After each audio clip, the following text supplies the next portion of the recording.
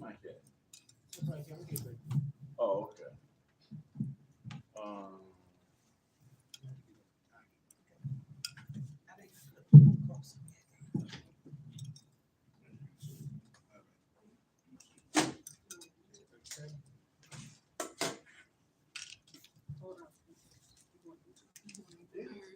What y'all that verb coming in? Hallelujah. Today's reading going to be out of the book of Ecclesiasticus, chapter 37, also known as the book of Yashrael.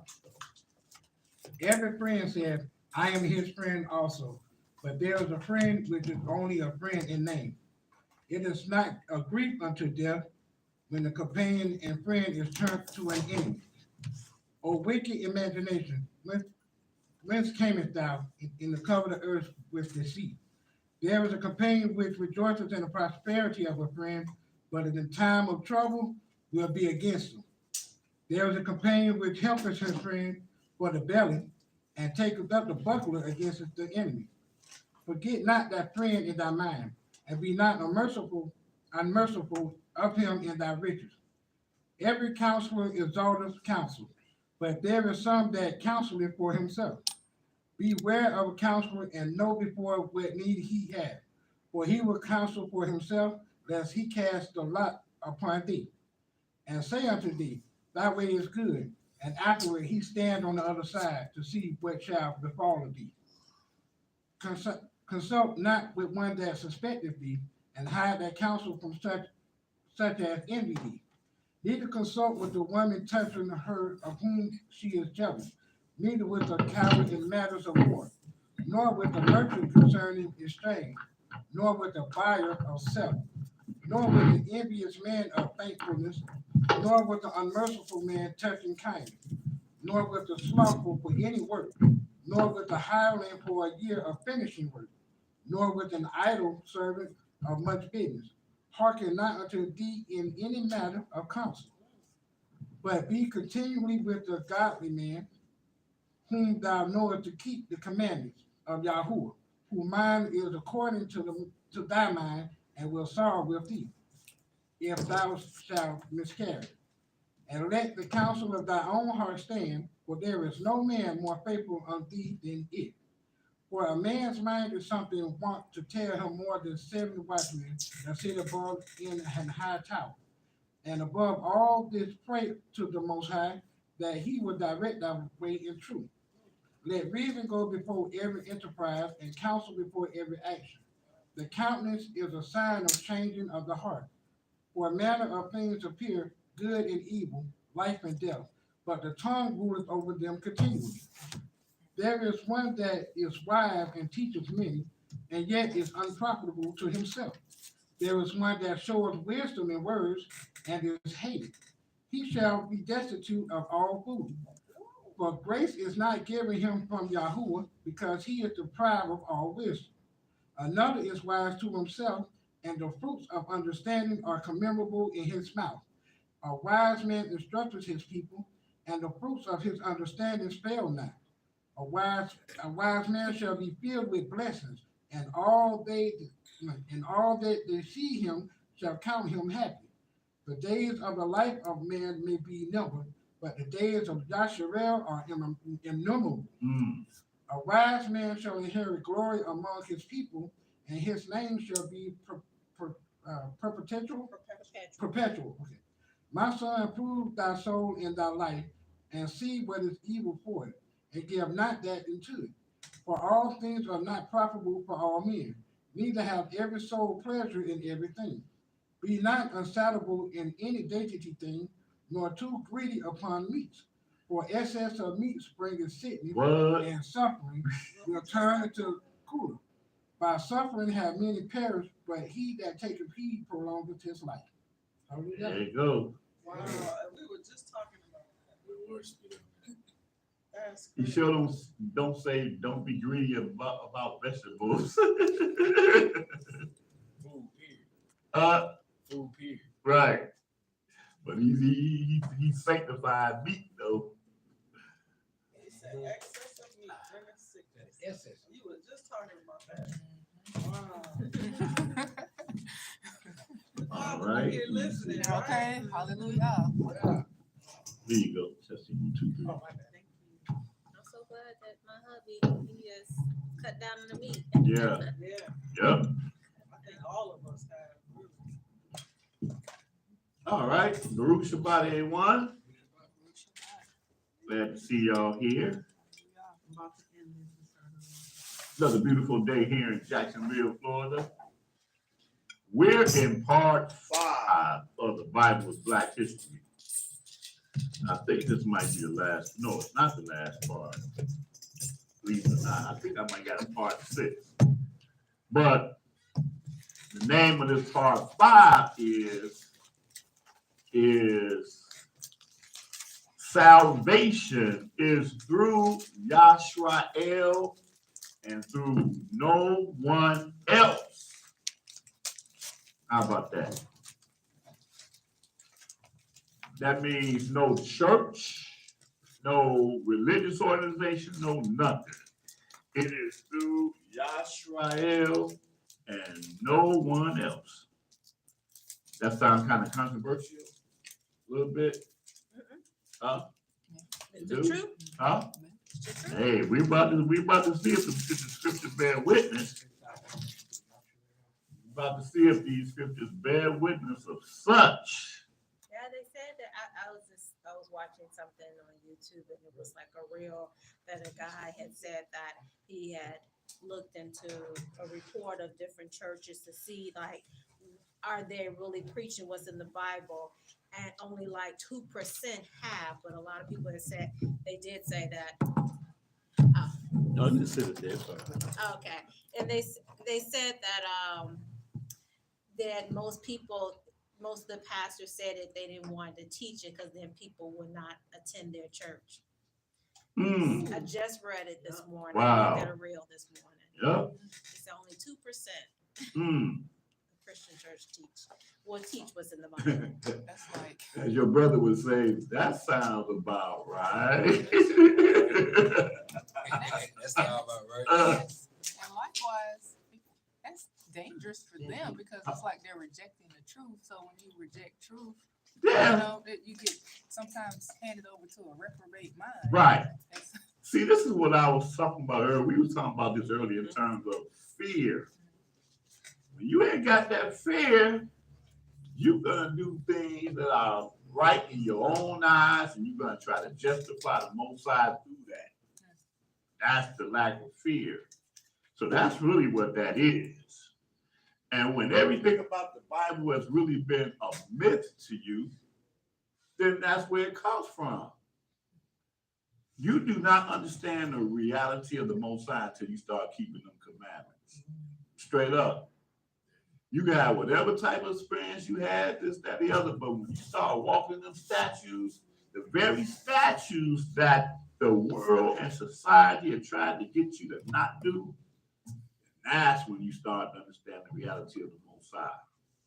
Until you do that, he's just a figment of your imagination that you want to be true, whatever. And that's basically what it is. It's a whole philosophical dynamic to the Most High. Okay, but we're gonna deal with Israel in terms of salvation, because at the end of the day, salvation is the name of the game. But see, here's the thing, even about salvation, I'm just going off the cuff. That's another thing that's messed up, is that when we think about God, salvation, it's really talking about an end of life type of dynamic. That we like, okay, how am I living now? Am I going to take my chances and believe in God? Because if I believe in God, I'm gonna make it through the kingdom of heaven. But when you really know who Yah is, you see Yah right here on the earth. And in your walk and keeping the commandments and compare the stuff that you do not compare to the stuff you used to do when you didn't have Yah in your life, having or even the kingdom is going to be where it is. But you don't be doing it really for a whole afterlife dynamic. Because no matter how much we read concerning this, as Yashua told Nicodemus, you can't bear witness of this. I can bear witness of it because I come from up there. But you ain't come from up there, so you can't. No, he said we speak that we know, and we teach that what we see. But you receive not our witness. He said, because no man have ascended to heaven. That's what he's telling Nicodemus. So my dynamic, my reality of Yah is right here on this earth. Everything that the Father allowed me to say, to do, to see right here on this earth. It's like we were talking about the thing earlier about the whole thing with the COVID thing, right? And there's reports that the Philippines are, what's the word for it again? They did what they issued an arrest warrant for Bill Gates because of all the untimely deaths that occurred based off of the vaccine. And I'm sitting here thinking, like, it's because of our knowledge of Yah that we saw it coming before it even came. And it was through him showing us. I ain't talking about something spooky. I'm talking about through the reading of the scriptures or whatever. He allowed us to just see the reality of it. And we're like, we ain't going that way. But people have died and they still trying to cover it up. But Philippines are like, oh no, we know better. We know. So I'm just using that as an example. That's Yah right here on this earth. That ain't something I'm sitting there and got to wait till, I hope I do right. And, well, today I don't feel like really doing right today. Today I feel like doing something a little contrary, but there's always tomorrow. That's the way Christians think because Yah is not really a reality to them. He's just an entity that I hope to see at the time appointed. But when you really know him for right now, in your life right now, it takes on a whole other dynamic, okay? So here's the star of the story, the scriptures. And we're going to start this off at Deuteronomy, the 29th chapter. And if anybody listening, if y'all think that we're going to stay in the quote unquote Old Testament to prove this point, you got another thing coming. But we always start at the foundation.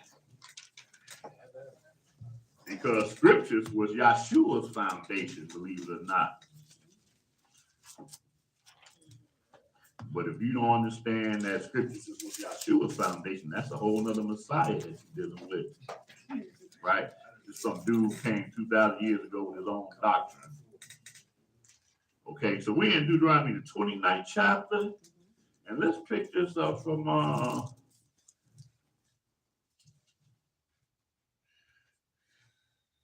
pick this up at the 21st verse.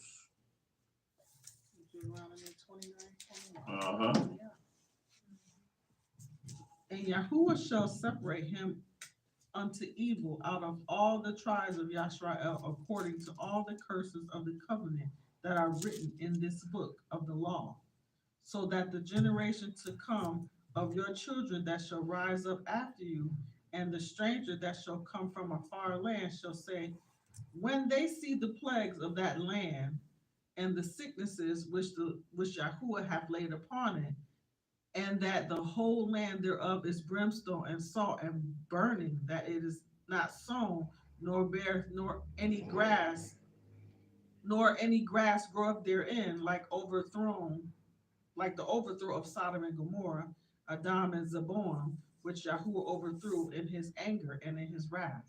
Even all nations shall say, wherefore, why has Yahuwah done this unto this land? What mean the heat of this great anger?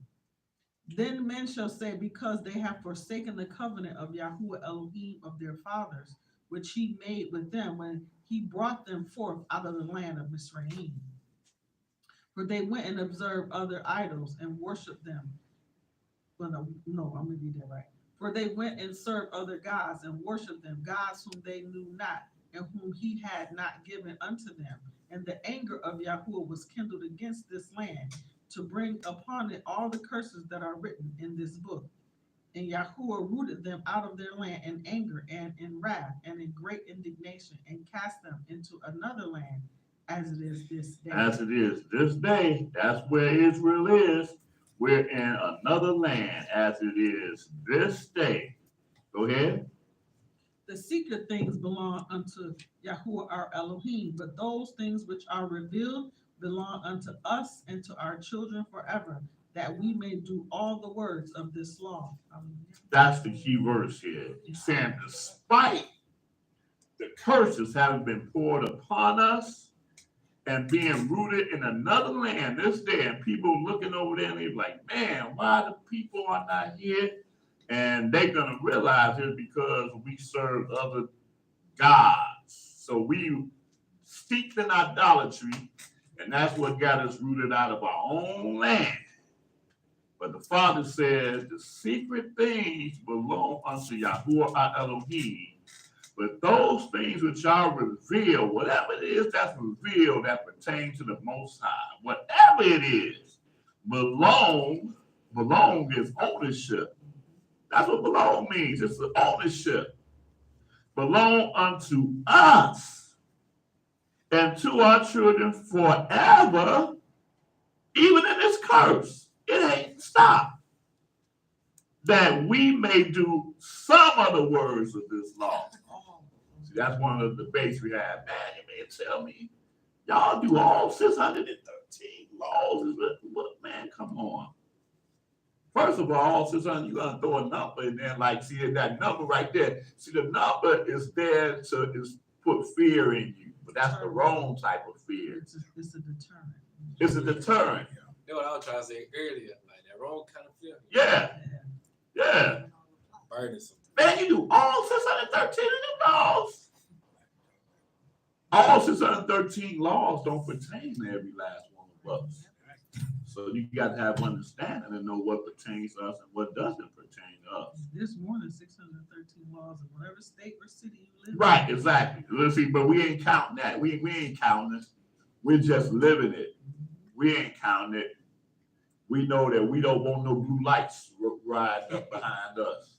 Well, you know, if you're in this city, you can't spit. You know, if that city, you can't jaywalk. You know, in this city, you can't do this. So. I need to get my act together because I do all that. But Hey, I spit while I'm jaywalking. yeah, it may be okay in this city, though. Right. He's like, all right, what you got me for this time? Which one is it? But anyway, but absolutely though. See, like I said, we ain't counting, okay? But this scripture is clear, y'all. The Father's word, it heaven and earth will pass away, but the Yah's word will never pass away. That's faith right there. That's the raw, unadulterated truth. Nothing can come on the scene that would dispel what thus says Yah, because he don't change, okay? And since I'm there, go into that 30th chapter, man, because, man, we be missing that too. 30th chapter, verse 1. Deuteronomy chapter 30, verse 1.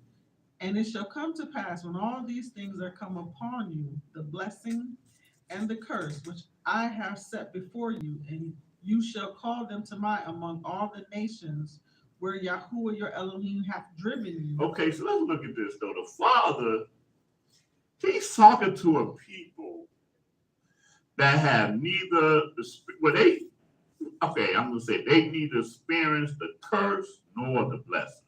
They're before the curse and the blessing. They trying to step foot into the promised land, a land occupied by a whole other people right now. And they're listening to this last State of the Union address that Shemaiah is giving the people before he exits. And he says here, this shall come to pass when all these things that come upon thee, the blessing and the curse. And see, that's another thing, and it's sad on our part as a people. But when he gave us the 28th chapter of Deuteronomy, blessing and curses, He didn't just say, even though he did say, and if you do this, if you do that, but he said, you are gonna do it. You're gonna go in there being blessed, even though you ain't deserve that. And I'm fighting for y'all. I'm destroying armies for y'all. And I'm building your wealth as a nation for y'all. Y'all ain't deserve none of this stuff. But when you turn around and commit idolatry and transgress, even though he do say if when he's giving it, later on he's gonna tell them, when you do this, I'm gonna be angry and this, that, so it's gonna happen. So that's why he's saying the way he's saying it right now. The way he says it right here. And it shall come pass when all these things come upon thee, because they are coming. The blessing is supposed to be always the blessing. It should not have ever not been the blessing. And the curse, which I have set before thee, you shall call them to mind among all nations, whether Yahuwah thy Elohim driven thee. How can this not be us that he's talking about right now? These people that he's talking to wasn't driven nowhere. They were just about to get into the promised land. And they stayed in the promised land all the way until King Hezekiah. These people wasn't living when King Hezekiah was king. What? Shoot, almost 1,000 years later. But the Father see everything in one. He don't see it the way we see it. We hear his word one day and we feel so good. We feel his word, oh yeah, I feel. And then we wake up tomorrow, oh, that was yesterday. I'm good. But the Father see everything at one time. One time, a moment of time. You will read some things, he'll do something in the book of Kings, and you're like, well, why did he say I'm doing this because of what King so-and-so did? And he been dead for 3-4 kings ago. But now he bring it to pass now because of what the king did. You know, that's how the Father operate. Or when he'll say, well, I'm not going to do it in your day, but in your son's day, I'm going to do it. Son ain't even been born yet. You know, but the Father see everything at once. Okay? So that's so right here, he is specifically talking about us right here. I would challenge anybody to beg to differ about who he's talking about, because he ain't talking to them. They ain't even came into the land yet. Okay? He said that thou shalt call them to mind among all nations where Yah thy Elohim hath driven thee. That's the reason why we all right here, every last one of us, can bear witness of the growing of this truth concerning who we are as a people. And the Father throws certain things out there to just bring forth even more, like the whole Ronald Dalton, Hebrews and Negroes, and Kyrie Irving, and man, the list goes on, man. KRS-One back in his day, and he always had a remnant according to election and grace to just throw it out there to see who's fishing for this truth, who got a ear to hear. It ain't just started, but the sheer number of us growing into this thing is just like it's of the Father, okay? But he said what we're doing is that we're calling to mind among the nations, because the Father allowed us to have his scriptures accessible, the most accessible book on the face of this earth. You can go in the Dollar Tree and pick up one of these bad boys for $1.25 right now.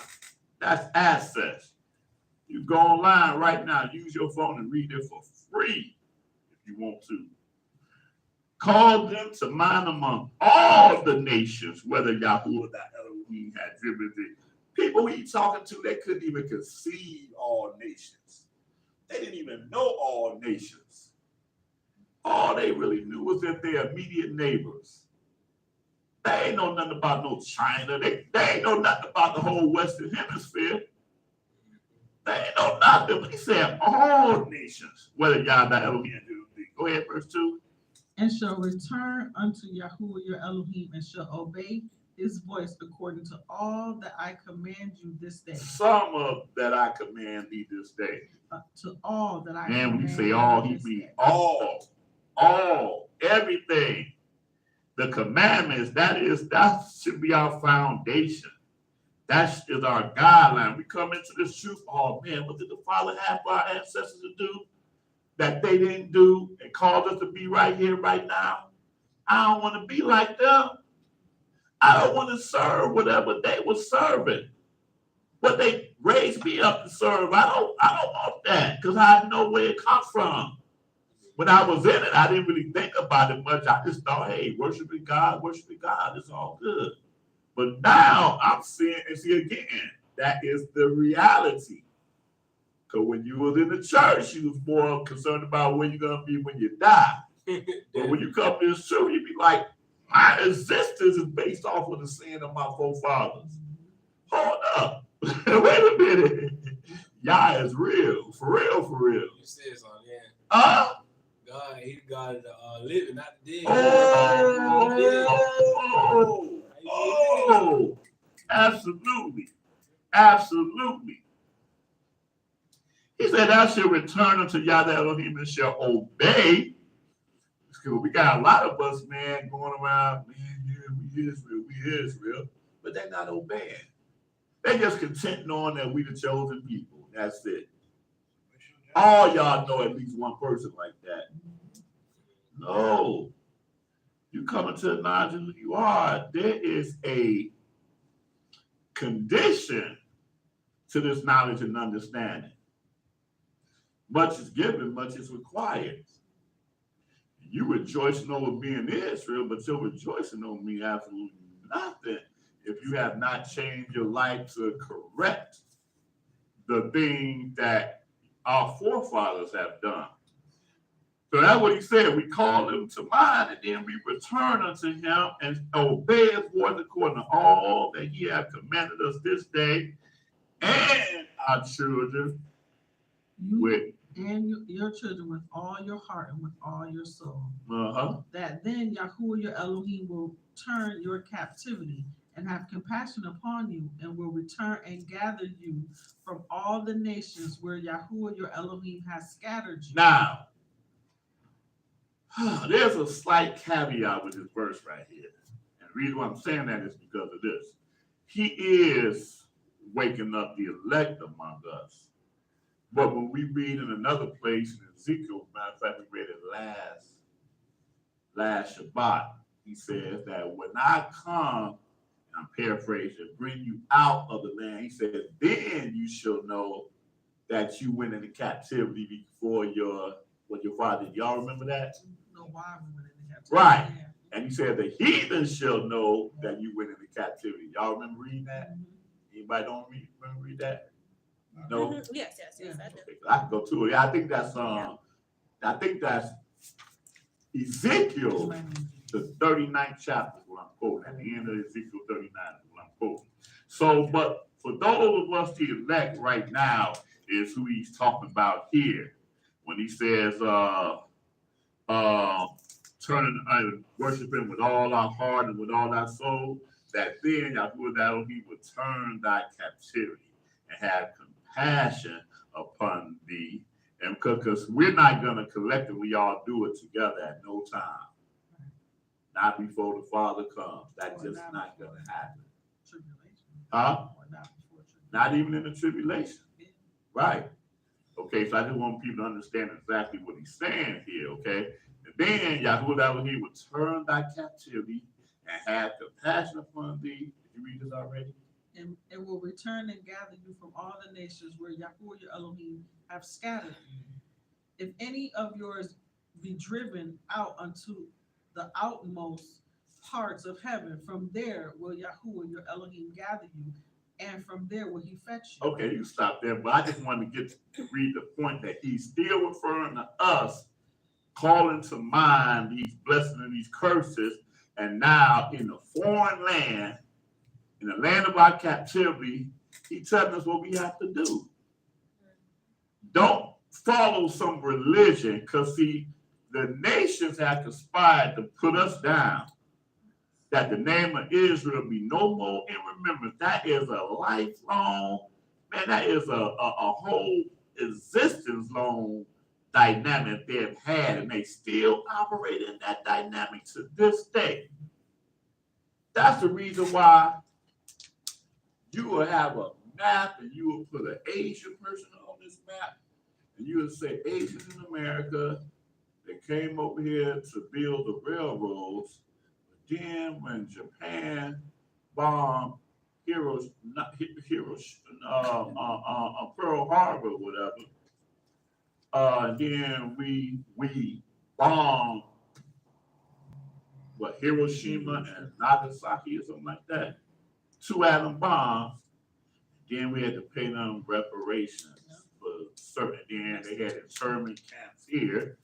UH put in internment camps for a period of it wasn't a period of a year or 2 years or whatever. But they just got reparations for that, okay? You have Jewish people, and the Ashkenazi suffered what they went through in Germany, right? But then America formed a whole system of countries, and they call themselves the what? Let's see who know it. You said America did what? During World War II, America was on this side, and these other band of countries on that side. It's See y'all. Is it the Nation League or something? Y'all don't none of y'all know it. I do. I did. They got the None flags. y'all watch Wonder Woman back in the day? Is that the League of Nations? No, it was the Allies. The Allies. And the X. Yes, yes. Oh, you saw Wonder Woman. That's why I think that's why I learned it from the Allies and the Axis. Axis was Germany, Italy. I may have been Russia. They were all on that side of Hitler, Mussolini, and then on this side was the Allies, which was Churchill, England, France, whoever was president then. That's who they were, Allies versus the Axis. But the point is that America was almost like the head of the Allies, right? We're going to war against Hitler over there in Germany, and eventually freed the people that were still alive out of the concentration camps.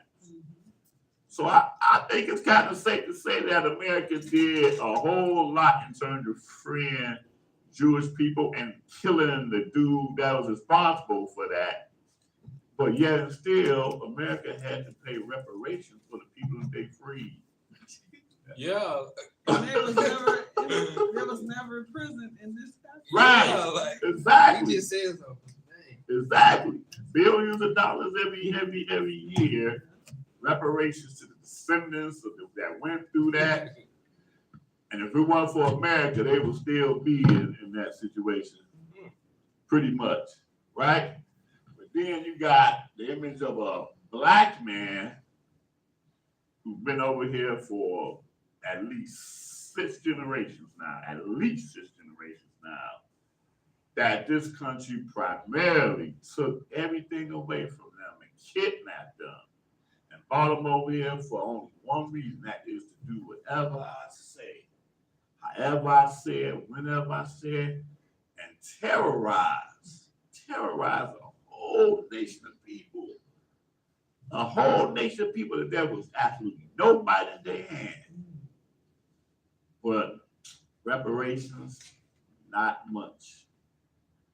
The one president that was responsible, that the father used to cause the nation to go to war, you had no, and see, that's the reason why I would never ever stigmatize all white people. Right. That's not correct. If you stigmatize all white people, then you might as well stigmatize all black people. You don't want to do that. You don't want to do that. You know, the Father always sets some even among our enemies.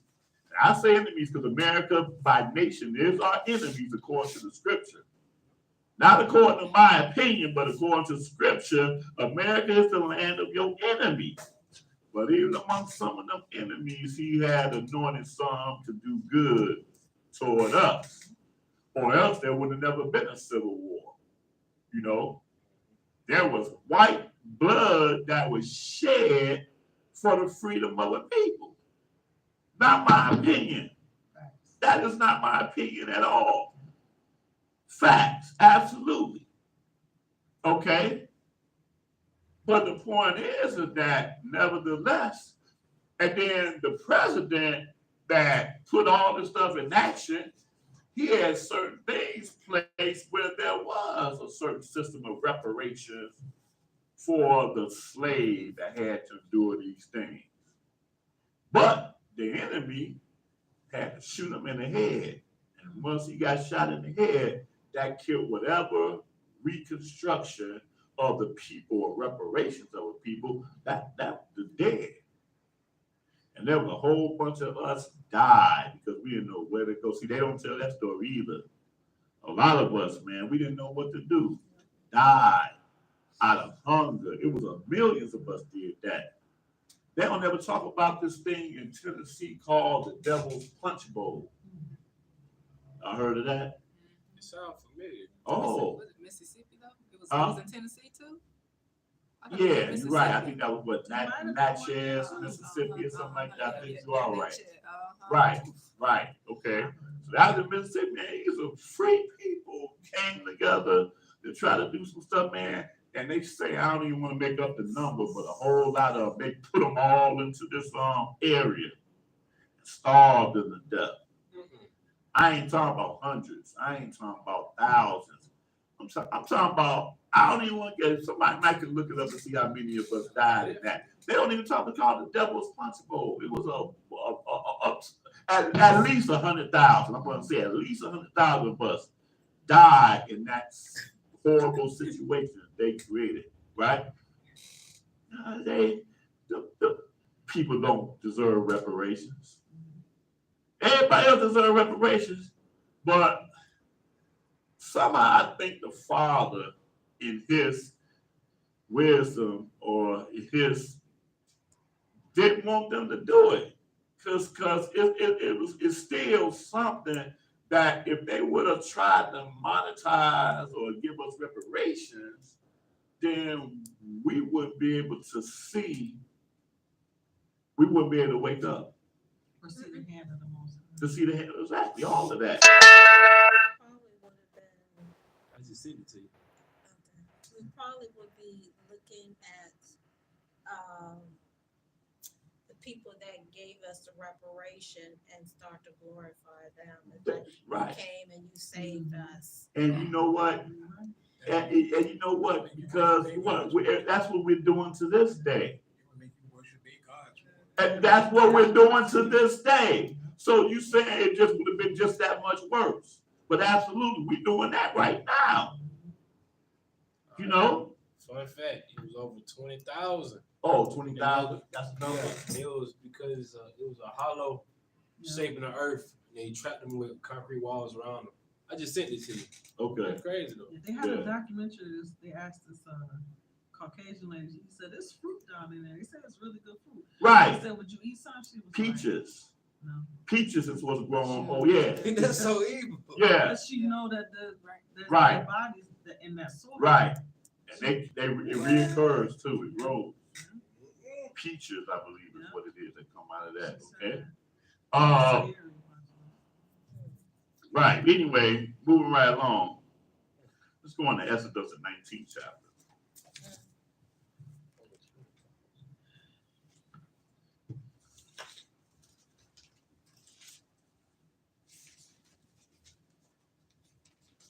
Exodus, the 19th chapter. And let's start with verse 1. Yeah, that's why they trying to give reparations. It can't give us no money for mental trauma. Like, Right. Yeah. yeah, Now that's true too. That's another aspect to it too. we need everything. Right. Absolutely. Absolutely. Companies, everything. No, everything. Only the Father will be able to restore that was taken from us. Exodus, the 19th chapter, and verse 1. In the 3rd month, when the children of Yashrael were gone forth out of the land of Mizraim, the same day came they into the wilderness of Sinai. For they were departed from Rephidim and were come to the desert of Sinai. and had pitched in the wilderness, and there Yashrael camped before the mount. And Shemaiah, aka Moses, went up unto Elohim, and Yahuwah called unto him out of the mountain, saying, Thus shall you say to the house of Jacob, and tell the children of Yashrael, Ye have seen what I did unto the Mizraim, and how I bare you on eagle's wings, and brought you unto myself. Now therefore, if you will obey my voice indeed, and keep my covenant, then ye shall be a peculiar treasure unto me above all people, for all the earth is Now mine. remember, we started this off in Deuteronomy, the 29th chapter, and I made a point about how the people did not know neither blessings or a curse. And they didn't, because the people that he's talking to right here, they died. If you was 20 years or older right here at this time, you died. He kept us in the wilderness until the last person died. Then he said, okay, I'm gonna bring y'all that was 20 years and younger, y'all coming. Now the one that was 20 years and younger, I mean, some of them probably had a memory of what happened in Mizraim, but the old heads, they lived it, on a daily basis. These are the ones he's talking to right here. You have seen what I did unto the Mizraim, and how I bear you on eagle's wings and brought you to myself. Now, therefore, if we always deal with that word if, man, that if is a powerful word. If you will obey my voice indeed, so obedience is the criteria, and keep my covenant, then you shall be a peculiar treasure to me above all people, for all the earth is mine. This is a trick question. It ain't a trick question if you know the scriptures. I have to ask you. Did Israel, when he said that, did they understand the terms of the covenant then? Wait, say that again. Did Yashrael understand the terms of the covenant? Because he says, if you will obey my voice indeed and keep my covenant, then you should be a peculiar treasure to me above all people, for all the earth is mine. Based on what you Yes. said, no, they didn't know the covenant. They didn't understand. I was thinking that they did because this was after the blood covenant in Leviticus. Wait, say it again? I said this was after the blood covenant in Leviticus, right? Of who? Of The Leviticus blood 4. covenant, the sprinkle of the blood and all that. No, we ain't got none of that. Okay, yes. Yeah, we ain't messed Yeah, up. that's what they went up. Y'all say no? I said, I no. think At this point in they time, knew the it. covenant wasn't even. They didn't understand. They were getting it. They were. Because the covenant was always somewhere there in the do. They did, coming right? to Sinai. He didn't even get the ketubah Oh. yet for No, I wish because you the presence of the Most High has always been a certain way. Just like in Noah time, when you had clean and unclean. It was no one to tell you that, but it was just like something that was Okay. that was They've a been part, doing I it think. from the beginning. Well, Wait, hold on. Okay, so wait, hold up. What you say, It's Cynthia? been something that's been known from the beginning, from Adam and Eve. So it's nothing new. It's just that the Father had took these group of people and say, "I'm going to save them," and he wanted them to teach everyone else what has already been taught. But we saw that people was, She's closer to the truth, but go ahead. I was gonna say something similar, like it was always known, but at some point I believe it was lost. Cause we were living among other nations and other people. Now that's interesting. So it was That's lost interesting to thought. a group of us. I think there's some of the elders who may have known it. Okay. And just wasn't walking Okay. it, which is why Okay. they had to die. Okay. I think it's a little bit of everything, though. But like we're saying, But I think she was closer. yeah, I think that too. Like I said, it's always been something like that. Okay. Even speaking per se, it was something that was known. That's why I brought up Noah. Right. Because So it was known, but it was lost. I mean, Right. In my opinion, it was lost. Well, here's the thing. Whether it was known it was lost, the facts of the matter is that the covenant is a covenant that the Father gave to Abraham. Right. yes, Abraham. That specifically is the covenant. And I'm not going to go back and read it because I didn't have this in the lesson, but the first term of that covenant was that you would be a blessing to all the nations of the earth. Mm. That's the first term of the covenant. without the role of being a blessed to all nations on the face of the earth, there was no need for there even being a chosen people. Definitely. Okay. Yeah, definitely. Straight up. That's just facts. Genesis, the 12th chapter, gives us that. I called you, Abraham, you and your seed shall be a blessing to all the nations of the earth. Now, the first term he gave them of the covenant. And then later on he says, the land that you standing on, look east, northwest, it shall be given to you and your seed. So this land was part of the covenant. That's the same land that they tried to get into. But it already insisted through the father, because he said, it's because I love your father, Abraham, Isaac, and Jacob, that I'm making this covenant with you in the first place. Y'all ain't did nothing to deserve this, what I'm doing right now, and making this covenant. Matter of fact, y'all did contrary to it. Worst people on the face of the earth. And he let them know, y'all the worst. But because of the love I have for your fathers, I have to make this covenant, because Abraham died. And he died in the covenant. I can't turn back from that. Isaac died in the covenant. I can't turn back from that. Jacob, he died in the covenant. I can't go back from that, regardless of this crap that y'all doing. They were the millennials of the day. Y'all don't have no respect for what your fathers went through. But I love them. I'm tolerating y'all, and I'm loving y'all through the love I had to your father.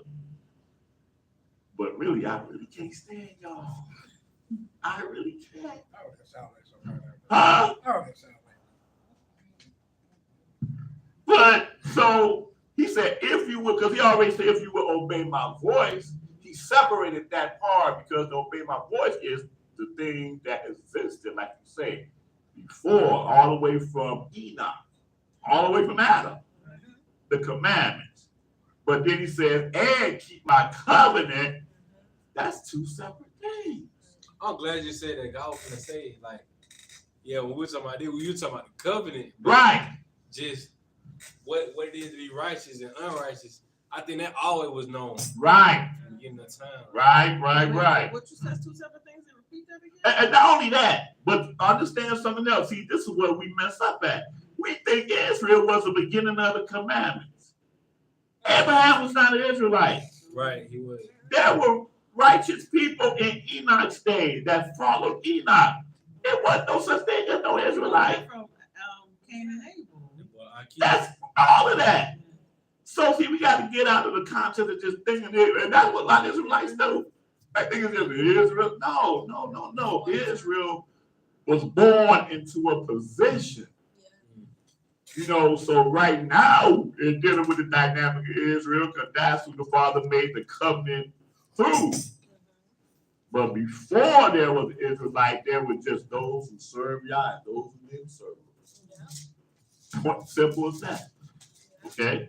So he says here that if you will obey my voice indeed and keep my covenant, then you shall be a peculiar treasure unto me above all people, for all the earth is mine. And then verse 6 says, and ye shall be unto me a kingdom of priests and a holy nation, or predestination. These are the words which you shall speak unto the children of Yashrael. how you going to be a kingdom of priests and then at the same time saying, can't nobody else be saved but Israel? That's who you are ministering, right? You are going against your very role that you was born into.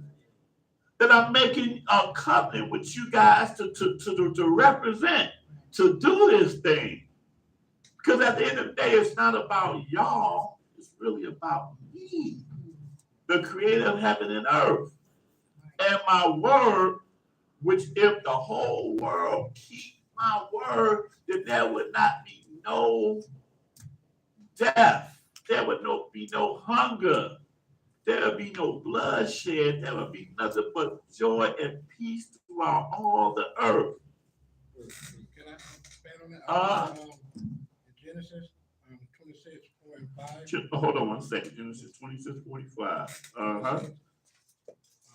Where we at? Go ahead. Genesis chapter 26, verses 4 and 5. Wait a minute, 26 and what?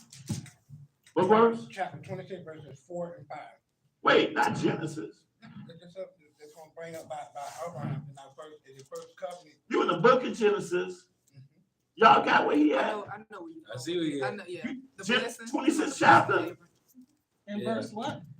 Chapter 26, verse 4 and 5. I thought you said 45. No, I said 4 and 5. Man, I ain't got that apocryphal Genesis that you got. Yeah, he expounded on what you were speaking on with it. Yeah. Yeah, but I thought you said 45. I'm like, no, man, come on, man. Let me read it. 26. He said, And y'all I will- got that? And I will make your seed to multiply as the stars of heaven, and will give unto your seed all these countries, and in your seed shall all the nations of the earth be blessed, because that Abraham obeyed my Hallelujah. voice and kept my charge, my commandments, my statutes, and my laws. Hallelujah. Absolutely, absolutely. And check this out. I like you read that because this is Isaac who he's speaking to. Right. Okay? If I'm not mistaken, Abraham, he might have died by this point. I'm almost sure he did. Yes, It that's said it. in his Isaac. Yeah, it's dwelt right next in- verse, yeah. And so since he read that, might as well turn over to Genesis, the 28th chapter, Okay. because now he's talking to Yaakov, his son. And pick this up at 28 and verse 13.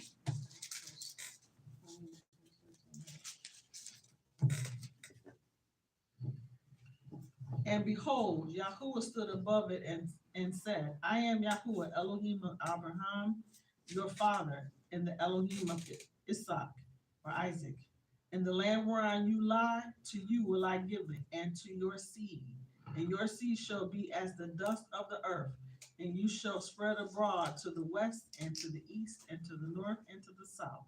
And in you and in your seed shall all the families of the earth be blessed. That right there has to be in our hearts to understand. It's just like the same thing as a police officer. Police officers go to training school, police academy or whatever. But your job is supposed to love and protect the people. But you go through all that in the police academy, but then really you're racist. You don't like nobody that don't look like you. So you're really going against what you're supposed to represent. Or you might not like the people that look like you. Yeah. Well, either way. Yeah. You have to understand too. I had a post of something on that saying that look, the police they go they have their trainings and everything like that, but people fail to realize that part of their training is also not believing everything everybody says. That's also part of their training as well. So you can't expect them to really get on your boat per se, because they're also trained not to believe everything as well. So that is. That is, I guess you're right, because you gotta look at, you don't know who telling the truth, who not. That's why they arrest, So they for trained not to domestic believe cases, everything. they arrest everybody. Right. Everybody. But I'm still just talking about the sheer racism that happens. Yeah, but we Yeah. called to be a priest, and we Right. don't favor this person. He Asian to teach him the law. Bro, that's Right. not the spirit. Right. Gotta teach him too. Right. He gotta keep it. Yeah. Right. Exactly. So that's the whole thing. So, and that's going back to Exodus 19 chapter, we're going back there. That is what he was trying to let them know, that this is why I'm doing what I'm doing with you guys. Not because I'm making you to be this chosen people that we like to throw around, but I'm making you a nation of priests. I'm giving you a job. I'm giving you a position to represent me on the face of the earth. When they see you, they are supposed to see me in the flesh. Huh? That's That's when what they, Christ said too. huh? That's what Christ said. He said, "You see me, you seen the Father." Yeah, Right. that part. Right. And as a nation, that's what we're supposed to represent. Right. And one of the only times I think that we absolutely fulfill that was in Solomon's day. Mm. Because Solomon, before he turned crazy, He had it going on so much, man, that all the nations that hated us, boy, they would come to Israel, and Israel was like Disneyland to them. Huh? I said the Queen of Sheba was coming. Yeah, oh yes, absolutely. And every last one left with a witness concerning how, and can y'all, there's not been a movie to show this. What if we ever did a movie to show this, you can imagine, man, the music that they heard. Because we have this right now. We have it right now where like, our talent is undeniable. Our fashion sense is undeniable. The way we love is undeniable. Huh? Like our We bring the sexy. yeah. Our service to men, like we really serve people real good. It's a, well, we're gonna read that later when Yashrael called us a salt of the earth. But what you say? I say it won't be like that scene and coming to America. Yeah, we And got it good was like, service. you know, I'm just saying, it just seemed like Man. Flowers everywhere for you. We gonna lay out the red carpet for you to come to Israel. Yeah. You know, that we can only imagine it, and we can see it in movies, you know, Wakanda and stuff like that. But that they're just mocking the reality of what we were historically and what we. But the truth of the matter is that what we can bear witness to is absolutely undeniable. When the Father said, "I made you guys to be a peculiar treasure to myself," we never lost that dynamic. In fact, the part about it, if we had lost that dynamic, we wouldn't even exist right now. We wouldn't even exist right now because the things that we done went through historically, and stuff that we went through even before we even came on this side of the world, we don't really know the whole story of what we went through at Negro land and stuff happened before the transatlantic slave trade. But it was pretty bad though. It was pretty bad. Do they how many of y'all know about King Leopold?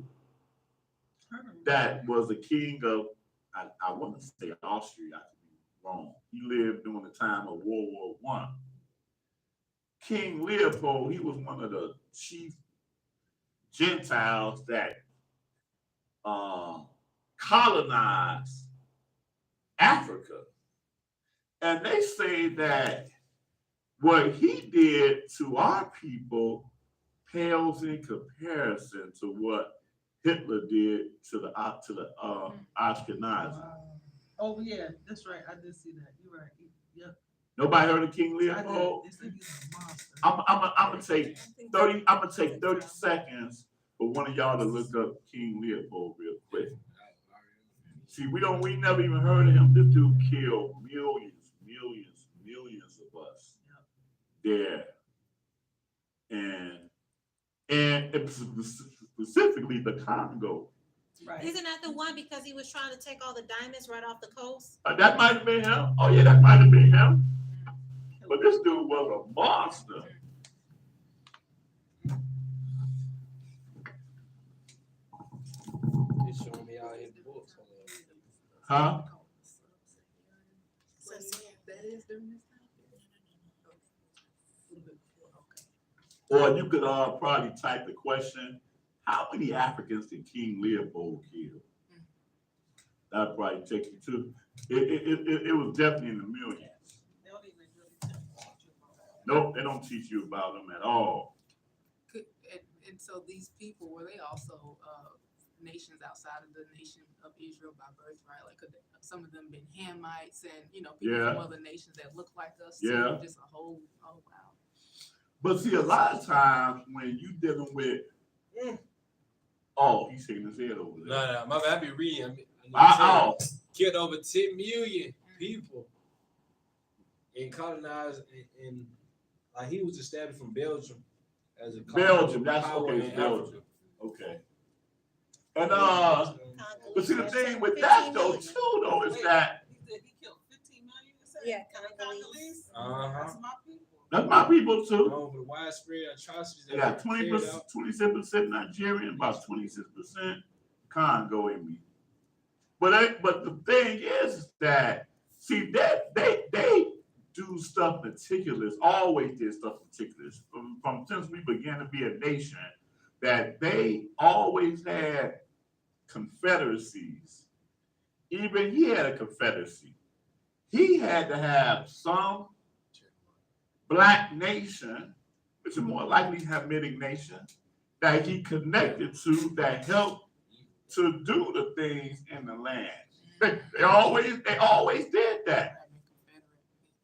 When we were taken into captivity, we were not taken into captivity through the hands of a white person.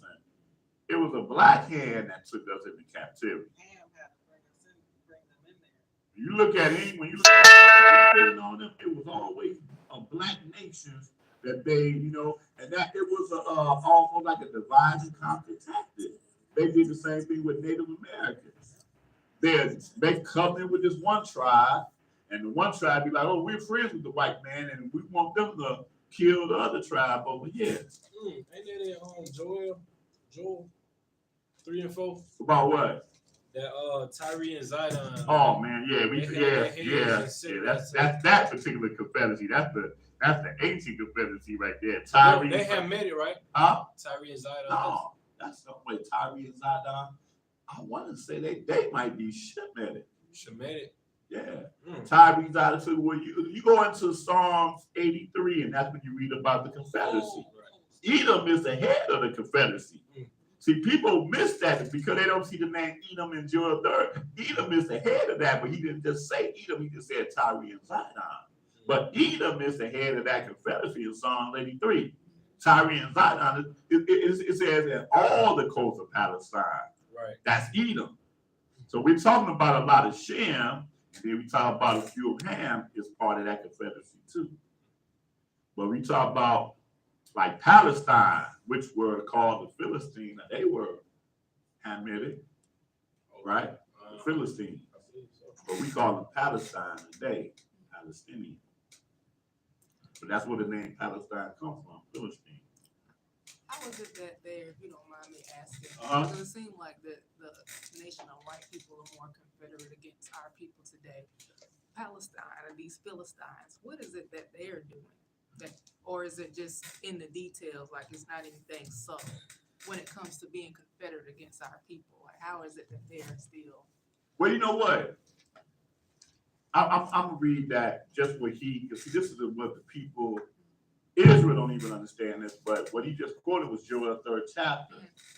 And in Joel 3rd chapter, it shows you that bridge between the original confederacy and the European coming into play. So let's read that real quick, just so we could just have some understanding of that. But this was actually part of my lesson. Did I do this last year, Bob? Joel 3rd chapter.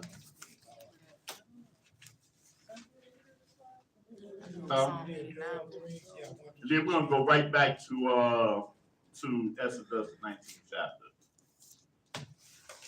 If I had 6, 7 parts of this, y'all, I want to do it. It's edifying. Joel 3rd chapter and verse 1.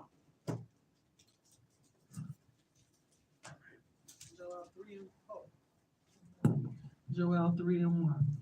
For behold, in those days and in that time, when I shall bring again the captivity of Yehudah and Jerusalem, we did go over this last week, and I will also gather all nations and will bring them down into the valley of Jehoshaphat, and will plead with them there for my people and for my heritage Yashrael, whom they have scattered among the nations and parted my land. And they have cast lots for my people, have given a boy for an harlot, and sold a girl for wine, that they might drink.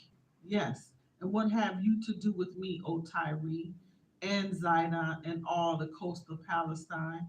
Will ye render me a recompense? Now, just understand that in the second verse, he says, I will gather all nations and bring them down to the valley of Jehoshaphat and plead with them for my people and for my heritage, Yashrael, whom they have scattered among the nations and parted my land.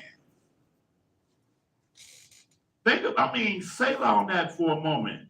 Why did they scattered Israel among the nations. And why did they part the land? Why did they do that? And we're talking about multiple nations. So this nation got their land and they got their land, but then he said they, not individual, they have scattered among the nations. Now, I'm going to go to Psalm 83. I'm going to come back to this and finish this. So let's go to Psalm 83 and read to where that comes from. Because see, we read this, but we don't have the understanding of why they did that. When you got nations coming together against one nation, there's a reason for that. Just like the whole thing, I hate to use this as an example, just like when we try to think about how did Hitler rise up among all the German people, the what they call it, begin with A, what they call them? No, A, not, no. The Germans, they call themselves the, what? Aryan. Yeah, my mind is. Aryan nation. This is what happens when you eat too many non-laters, so I'm just joking. The Aryan people, and they say those Jews are enemies to us. Let's put them in concentration camps and furnaces and burn them. Why? We see it happen, but we don't think, damn, but why did he do that? Why? What was the energy behind that other people was agreeing to do something like that? So I'm just saying, we don't look at that part. We only look at the what, but we don't look at the why. So we read this here in Joel 3rd chapter. We say they have scattered among the nations a part of my land. But then there's the why. Why did they do that? And Psalm 83 is the answer to that. So let's go to Psalm 83, and then we're going to come back to Joel 3rd chapter, then we're going to go back to Exodus, the 19th chapter. So in Psalm 83. You know, I got a question about something quick. Were the people that were being tormented by the Nazis, right, at that time, were they called Jews? Yeah, absolutely. Yeah. Why were they called Jews if they? Because these people were and they so far from being who we are at that time. Right. Transplants. Well, in the 9th century AD, there was a country called Khazaria or whatever. So right, wouldn't that be called the Khazarians? No, because what happens is that, and they're not the first. Like you said, transplant. The people, when we look at the 10 tribes, and I'm trying not to lose my point, I'm gonna try to do that. Yes, sir. The 10 tribes, when they left, the Assyrians took them out and replaced them by another people that they would call the Samaritans. But guess what? They were also called themselves Jews because of the conversion that they went through. Oh, okay. You know, when they came into the land and they were doing things not right, and the father sent lions in among them, and they're like, man, the lions is eating us up. And then the father sent some Levites there to teach them the way of how to stay in the land. That's why we look at pictures of the ancient Samaritans that had fringes on. Right. But they are not Israelites, but they would call themselves Jews. Okay. When you see Yashrael talking to the Samaritan woman, she was thinking she was an Israelite, but she wasn't no Israelite. Okay. But through conversion, they call themselves based off of conversion. You go to the average Jewish person even now, and then see if somebody heard this book, they'll tell you Jews are not an ethnicity. There's not a people, it's a religion. They admit to that. Okay? Yeah. And isn't it back in the book of Maccabees isn't it book of Maccabees that really go into a lot of detail too? Well, the Maccabees, now here's the Maccabees, what it did that during the time of the Maccabees, they converted Esau into our religion. Right. So that's where Esau got converted. In one book, it got said 125 BC or something like that. They got converted by the Maccabees. But so some of them would call themselves Jews from that point, especially after 70 AD. A whole lot of them call themselves Jews because some of the reference book says in 70 AD, Esau ceased to exist as a people.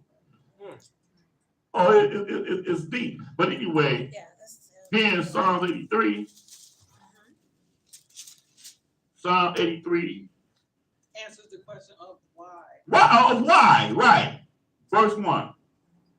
Keep not you sight, but Keep not you silent, O Elohim. Hold not your peace and be not still, O Elohim. For lo, your enemies make a tumult, and they that hate you have lifted up the head. They have taken crafty counsel against your people and consulted against your hidden ones. So there's that day. This day is the same day we read in Amos. The same day. Go ahead. They have said, come and let us cut them off from being a nation, that the name of Yashrael may be no more in remembrance. This is what it was about. So when we read that in Joel, it started here. We have to cut these people off. These are the people of Yah, but yet I worship Baal and I worship Dagon, and y'all worship Asheroth. And man, look, we cannot prosper as long as there's a so-called chosen people that that the Father have raised, that the true Elohim of earth have raised up and said these are chosen people. Oh, bust that. I ain't gonna be diminished by these people over there. So we're gonna come together, because if we can come together and get rid of these people, then we can prosper as people. Because they did not like the Father. Right. That's right, because that's what it said. That's what it clearly says. Yeah, because who their deity is Satan. Right. Right.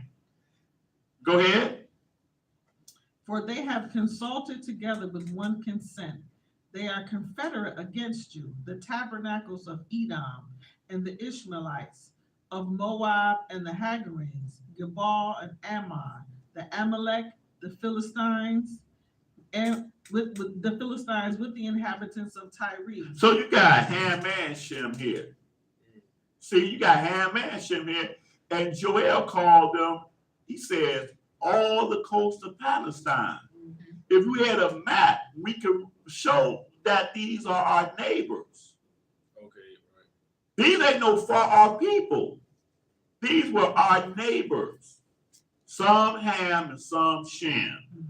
And Shem, we mean our relatives, because it started off with our twin brother. Our twin brother is the head of the Confederacy. So that's why I say in Joel, it don't name him. It's just, you see Tyre here, Zidon, but it says all the coast of Palestine. So it wasn't just Tyre and Zidon. It was all the coast of Palestine, but we're reading them all here by name. And when you think about it, it always starts off with those people that's closest to you, and it branches out. So those people, JFAB, we have not seen those people in so long. So when they sold us to them, they also, became part of, in a way, of that Confederacy. Okay. The original Confederacy. Right. Of the people, in order Correct. to, continue to take us away from, right. And so we won't be a nation no more. I'm not going to read this because I'm backlogged by 3 different places here. Okay. I'm going to see if anybody can remember this. During the time of the Medo-Persian Empire, and I might get them confused because you got Ezra and Nehemiah, right? Mm-hmm. Ezra and Nehemiah. I think, and I could be wrong, I can look real quick to see which one it is, but in the first king, Cyrus, if I'm not mistaken, that was when the Father put it in his heart, right, to rebuild the temple. Okay, that was after Nebuchadnezzar, right? Yes. Yes. And Daniel, he loved Daniel. Yes. Yeah. He yeah. Daniel in the lion. Right. Okay. Right. So right. This is after Nebuchadnezzar, Babylon. This is in the book of Ezra. Let me look at which one comes first. Ezra and Nehemiah. Hold up. I want to get it right because I'm having it. Okay. So that Nehemiah came first. Or it's Ezra came first. Yeah, Ezra. I was right. So Ezra. So I believe in Ezra, it was Cyrus, the king of Persia. Father put it in his heart to send some people to go rebuild the temple. And so some Israelites went to go rebuild the temple. So Zerubbabel, that's a name that comes to mind. There was a Yashrael. He was a Levite. That's the one that you read about in the book of Zechariah. Right. They go build a temple. And when they rebuild the temple, You had some of our enemies that came up. There were 3 men mentioned, but they were other nations. And they said, how y'all rebuild the temple? First, they tried to act like they wanted to be a part of it. But then they said, y'all ain't got no lot in this matter. This is us doing it. And then they got mad. They went and told the king, I'm saying this is what you're saying. They went and told this king, who don't really know nothing about us, don't let the people build the temple. Anybody remember read this? Because these people are always in sedition. They always being against the kingdom. And so the king stopped the building of the temple because of what these 3 heathens said, which is exactly what you're saying. Cyrus don't really know us like that. He's a Gentile. But these other adversaries, they were part of the Confederacy. They caused the temple to stop being built just from their own reference. Then when Darius, I think I got this right, Darius was the Mede king. He was the one that was ruling during Nehemiah's day. And he like, man, what happened? I thought the temple was supposed to be being built. And they came back and they restarted the building of the temple. But it stopped because you had the part of the Confederacy whispering the king's ear, don't let them people do it, man. The people that you got build the temple, you let them build the temple, then they're going to be the first one to rise up against you and this, that, the other, and it ceased. So I ain't going to, y'all can read that on your own time. That's in the book of Ezra and Nehemiah, but that's what it reminded me when you said that. Absolutely, the Gentiles, Japheth had no understanding or no idea concerning who we were, but the Confederacy were the one that was whispering, hey, They're doing no weird stuff. I remember they told the king that like Daniel's still praying, that man praying. He ain't care about nobody praying for real. So then he wrote a law like, you can't stop praying. Stop praying. So that's another good example. Praying. Like, that's a real good example. Because they knew our God, but right, wasn't a me. Right, he ain't know nothing about us. Right, but you know what? And that same king loved him. Right. That was the crazy part. And matter of fact, if you go into the book of Josephus down here, I was reading the part of Josephus where Alexander the Great was coming up to Israel. And we heard he was coming to Israel. Y'all got to read that. It tripped me out. It's right here in this book. And when we heard he was coming, man, we were scared of our wits. We were like, oh, man, Alexander the Great's coming. Man, we need to get ready or whatever. And so we didn't know what to do. We put on all white garments, though, when he came. And we were like, man, praying to the Most High, whatever. Alexander came with his crew. He came over there. And when he saw the people, he fell in love with Israel. And he was like, man, and that's the way Alexander really was. See, Alexander was a little bit different from his successors. They were like, the way Alexander is the way he's in the movie, Alexander played by Colin Farrell, he loved the other cultures. He was intrigued by other cultures.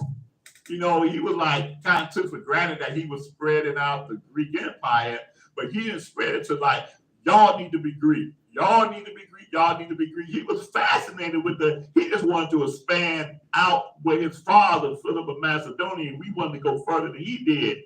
But his whole demeanor, even though he was gay, but who wasn't? They were Greeks. But his mentality was not a mentality of like a conqueror type of mentality. It was like, man, Yeah, for the territory. Right, territory. But then he appreciated the different cultures.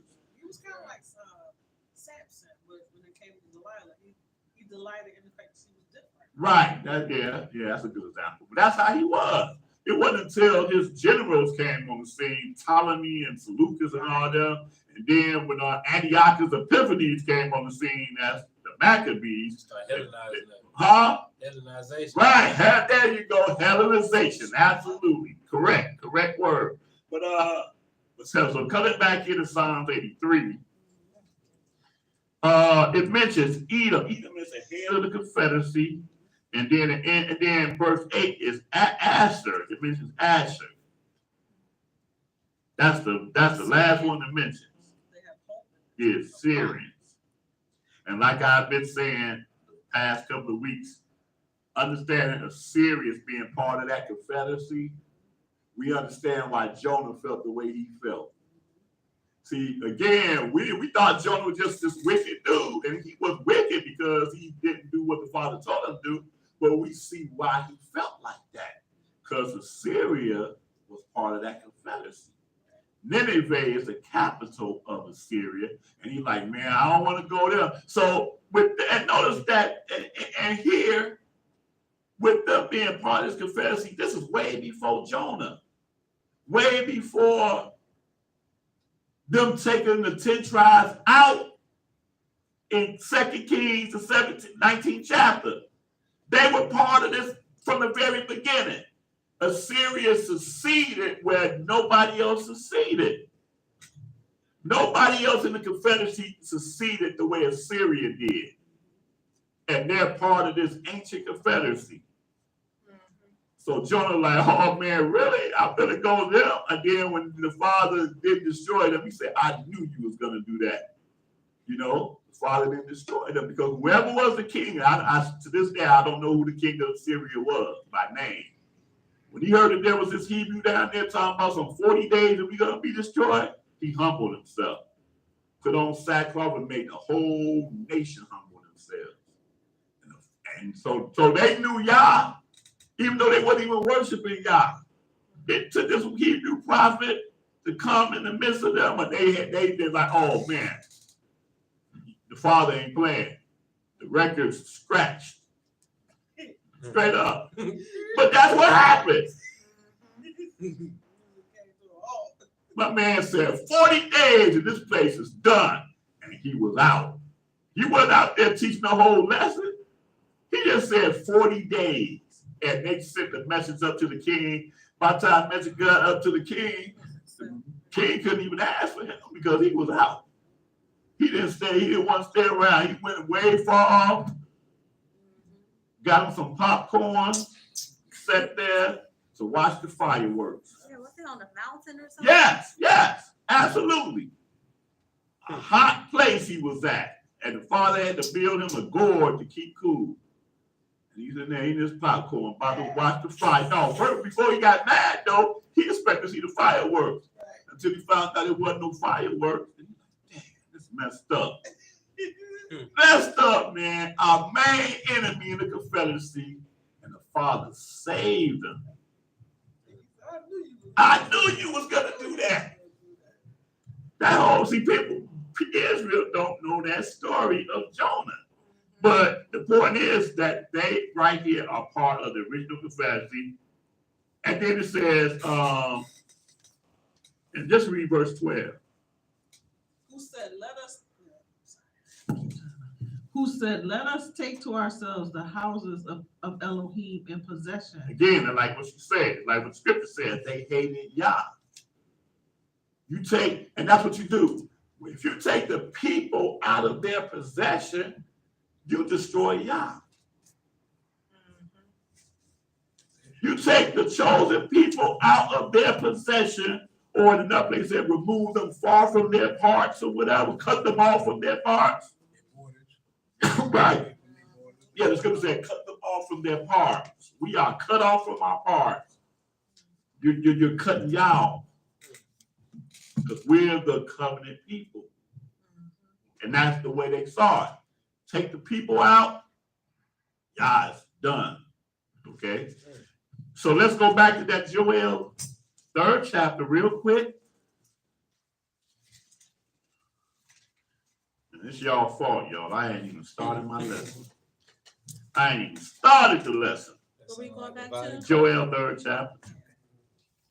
That's all right, though. We can do part 7, 8, 9. Joel 3rd chapter. And so even though he says he's going to gather all nations, keep in mind, all nations, he's going to specify the beginning of the Confederacy, verse 4. Yes. And what have you to do with me, O Tyre and Zidon, and all the coasts of Palestine? We are clear on who the coast of Palestine is. This Confederacy. Matter of fact, if you're familiar with the book of Obadiah, Obadiah says, I'm kind of quoting it. I hope I don't misquote it. He said, "The men of thy confederacy have deceived thee." That's in the book of Obadiah. He don't tell you who's the men of the confederacy, but we read the men of the confederacy. And here go the confederacy right here again. And Obadiah said, "The men of the confederacy has deceived thee." But go ahead. Will you render me a recompense? And if you recompense me swiftly and speedily, will I return your recompense upon your own head? Because you have taken my silver and my gold, and have carried into your temples my goodly pleasant things. The children also of Yehuda and the children of Jerusalem have you sold unto the Grecians, that you might remove them far from their borders. That's the division right there. You done sold them to the European Gentiles, the Grecians, that you might remove them far from the border. These Europeans came on the scene, selling you to them, that you might remove them far from the border. You know how tight that verse is? This verse is telling you that Edom is not the white man. The verse is clear about that. Edom is part of the Confederacy. The Confederacy sold us to the Gentiles that they might do what? Remove them far from their borders. Edom could remove us far from the border. Ishmael could remove us far from the border. Moab, Ammon, they could remove us far from the border. And understand this.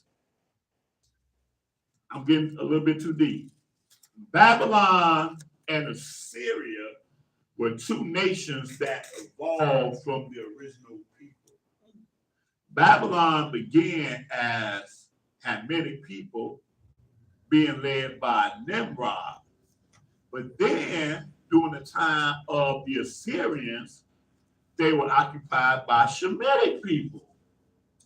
Then they transitioned from Shemitic to European people because Nebuchadnezzar was European. He was a Medo-Persian by ethnicity because the Babylonians ethnically were the Chaldeans. That's why you read Chaldeans from the beginning all the way to the end. When Joseph had the dream, I believe, he was like, well, the king Pharaoh called the Chaldeans to interpret it. But then Daniel did the same thing. Where are the Chaldeans and the wise men? You know how long ago that was? So when you look at Wikipedia under Babylon, you'll find that there were three different Babylon. There were ancient Babylon, there was middle Babylon, and the last one is the Europeans called Neo-Babylon. Assyria did the same thing. They started off with Shemitic, Asher, Shemitic, but then by the time they got to the king that took the 10 tribes out, they were European too. They evolved into a European type people there as well. They did the same thing that Babylon did. So they wasn't the exact same people, but they had the exact same agenda as the ancient Syrians, if that makes sense. But the point is that none of them in the Confederacy could remove us far from the border. They had to sell us to the Europeans that we might be removed far from their border. So Edom didn't build no ships. Edom didn't do none of that because Edom was still over there living in the land with the rest of the Confederacy right to this day. Right. I think when people trying to mix them up with white people, they tried to hide themselves up under them. Like Herod, King Herod, he was Edom, right? He was Edomite, right? But see, look, check this out. I'm gonna say this real quick, just because you mentioned that.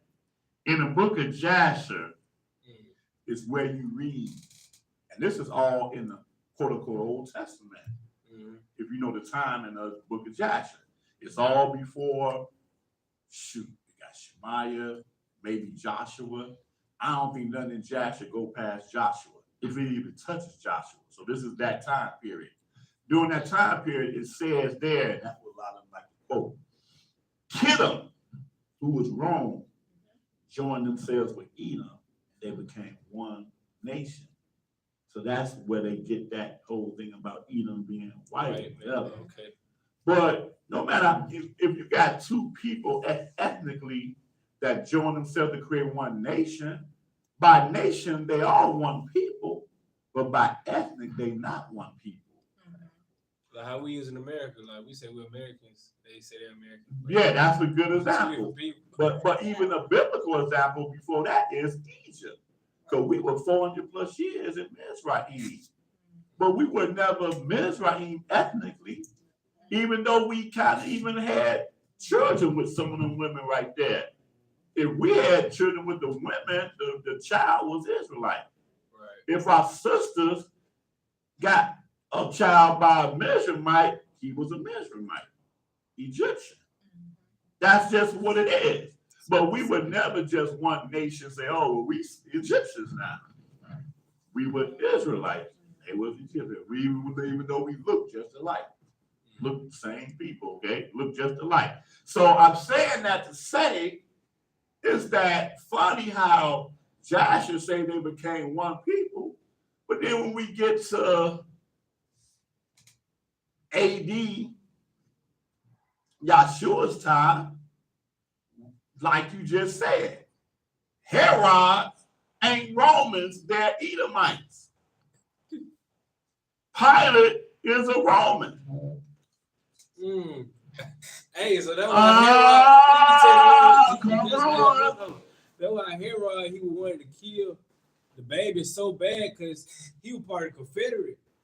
Pontius Pilate and all those people, they ain't care. Bro, come on, man, come on. Bro, see, it's just that simple. It's just that simple. See, I'm telling you, man, look, it's just that doggone simple. If they were one people, Herod would have been called a Roman. Since they would join themselves to one nation hundreds of years ago. And he wouldn't have cared nothing about no baby coming to be a savior to his people. No. Absolutely not. Absolutely not. But see, I'm telling you, boy, history is right there in front of our face. When you got to put it all together, you could just see it so clear. Them Herods, they were Edom. That ain't like not no secret. It's in all the reference books. That's who they were as a people. They were not Gentiles. They were Edom. Okay? So again, right here, you see again the Confederacy. And I forgot how we even got here, but we was in this the 19th chapter. Oh, because we were talking about the blessing and why they wanted to, why we were scattered and stuff. Right. Exactly. All right. So let's go back to Exodus, the 19th chapter. Time it is. I got a little time. Exodus, the 19th chapter. Man, y'all got a boy right here that just hate the sound of his own voice. I swear. Anybody there thinking that he love to hear himself talk? No, I don't. I hate it. Exodus, the 19th chapter. That's where we was at. Yeah, read that again. I'll say hi to Kazak and his lovely wife. Hallelujah. More Kazak. And ye shall be unto me a kingdom of priests and a holy nation. These are the words which ye shall speak unto the children of Yashrael. And Shemaiah came and called for the elders of the people and laid before their faces all these words which Yahuwah commanded him. And all the people answered together and said, all that Yahuwah hath spoken we will do. And Shemaiah returned the words of the people unto Yahuwah. And so we're going to stop. The thing is that we, the Father, only made a covenant with one people. Only one people. He did not make covenants with nobody else. Israel have we known among all the nations on this earth. So therefore, again, salvation have to come through these people that he made a covenant with. No other way could that salvation come. But we're going to see that in these subsequent scriptures. Matter of fact, I just quoted where we go on. We in Amos, the second chapter. Amos, second chapter. We don't want to move this fast now. And make no mistake, y'all. I stand up here, man. I give this lesson 1,000 times, man.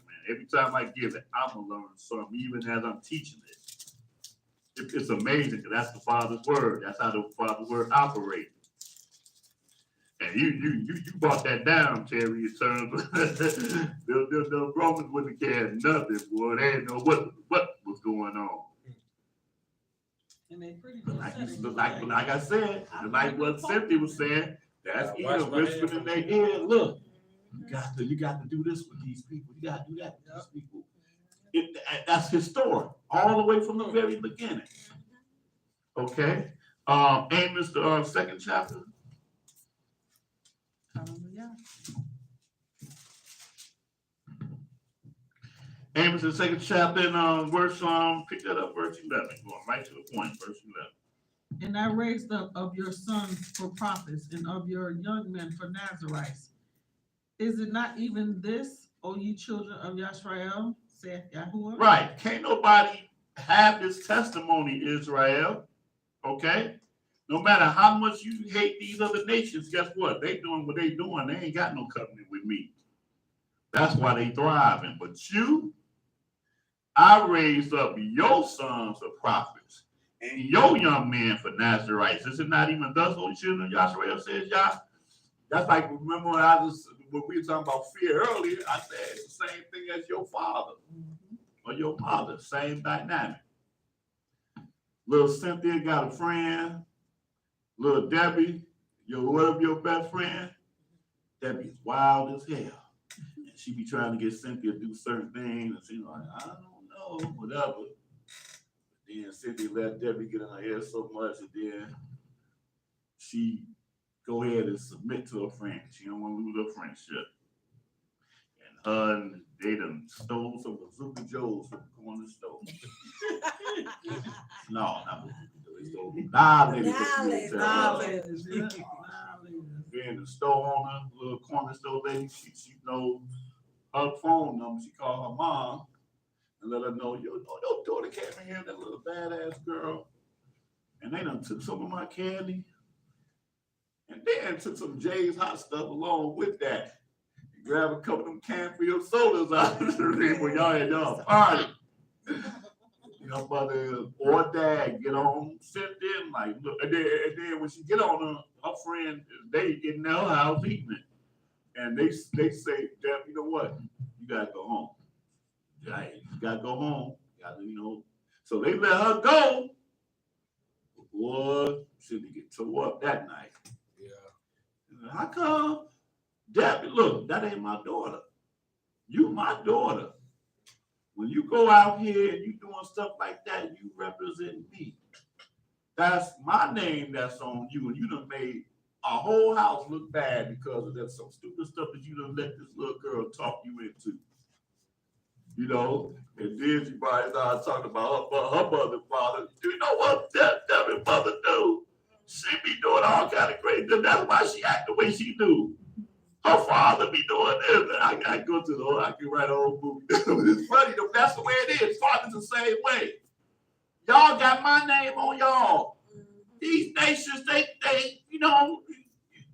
just because you see them doing that, you're not gonna get away with what they get away with.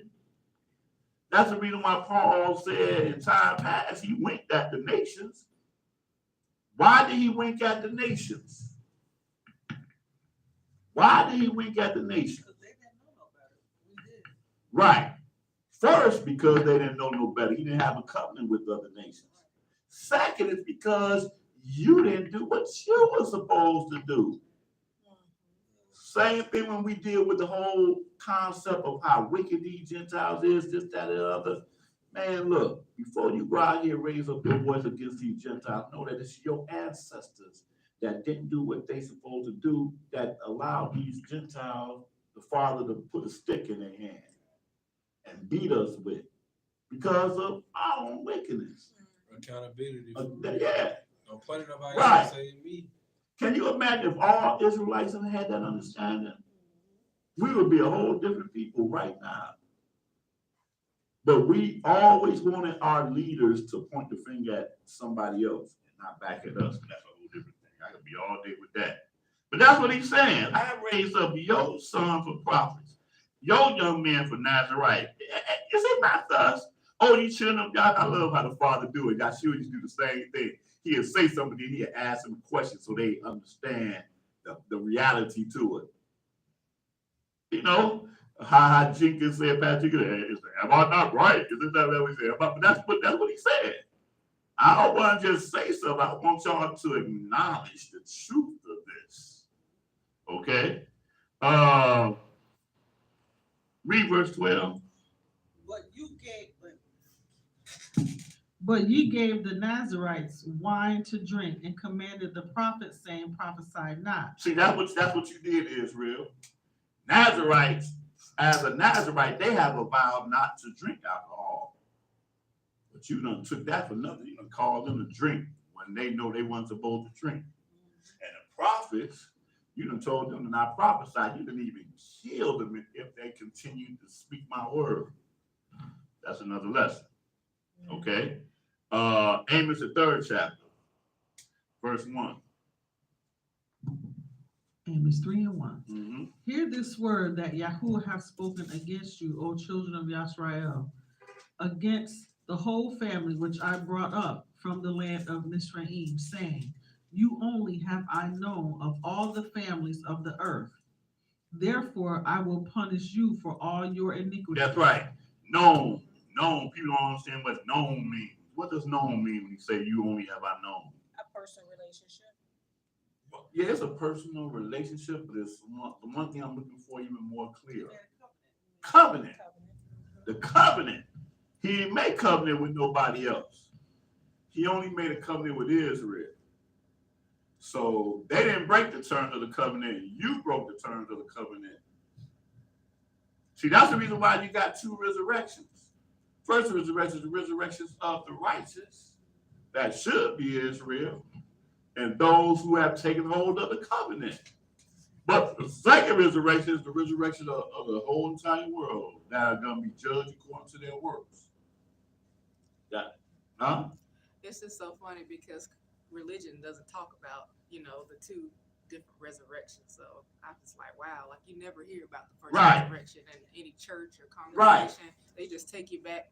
And the very elect, the same so-called black people sitting in the pews, they get themselves ready for the great and dreadful day, which is the second resurrection. So, yeah. Can't talk about something that you don't really know. So best for them to be just where they at to the time appointed. Oh yeah. Let's go. Huh? You right. I just discerned that many of them, I can't condemn, anybody sitting in the Christian church because some of them may come out. Because Yashrael talked about how the first shall be last and the last shall be first. So many of those same people that are sitting in those pews, as we wake up as a nation of people, will probably come out from amongst them. Mm-hmm. You know what I mean? And so that's where we come in. Well, then that's the thing. None of us has been given the power to condemn. None of us at all. Because if you are part of the elect, then your first role is to recognize the sins of yourself and your forefathers. That had to be the foundation of where you at to have been given the grace and the mercy for the Father to have awakened you into the newness of life. And that newness of life is without condemnation. It's without all that. All it is a life of repentance, good works, and obedience. In that order. But anyway, he said, are we in John the 4th chapter? We're about to, we're done with that. Yeah, we're gonna let the new get some of this. John the 4th chapter. And again, the topic, so we know, bring it to everybody back. What's the topic? Salvation is through Yashrael and through no one else. No one else but through Yashrael. John the 4th chapter. Incidentally, John the 4th chapter, and let's start at start at verse 5. John, the 4th chapter, Uh-huh. verse 5. Uh-huh. Then come he to a city of Samaria, which is called Sychar, near to the parcel of ground that Jacob gave to his son Joseph. Now Jacob's well was there. Okay, so notice how it mentions that. They come to a city of Samaria, and they come to a specific place, which they historically tells you that there's a parcel of ground that Jacob gave to his son Joseph. And this chick, I believe, is going to quote that later, but that's what it gives us. Go ahead. Now Jacob's well was there. Yashrael, therefore, being weary with his journey, sat there on the well, and it was about the 6th hour. There came a woman of Samaria to draw water. Yashrael said unto her, Give me to drink. For his disciples were gone away unto the city to buy meat.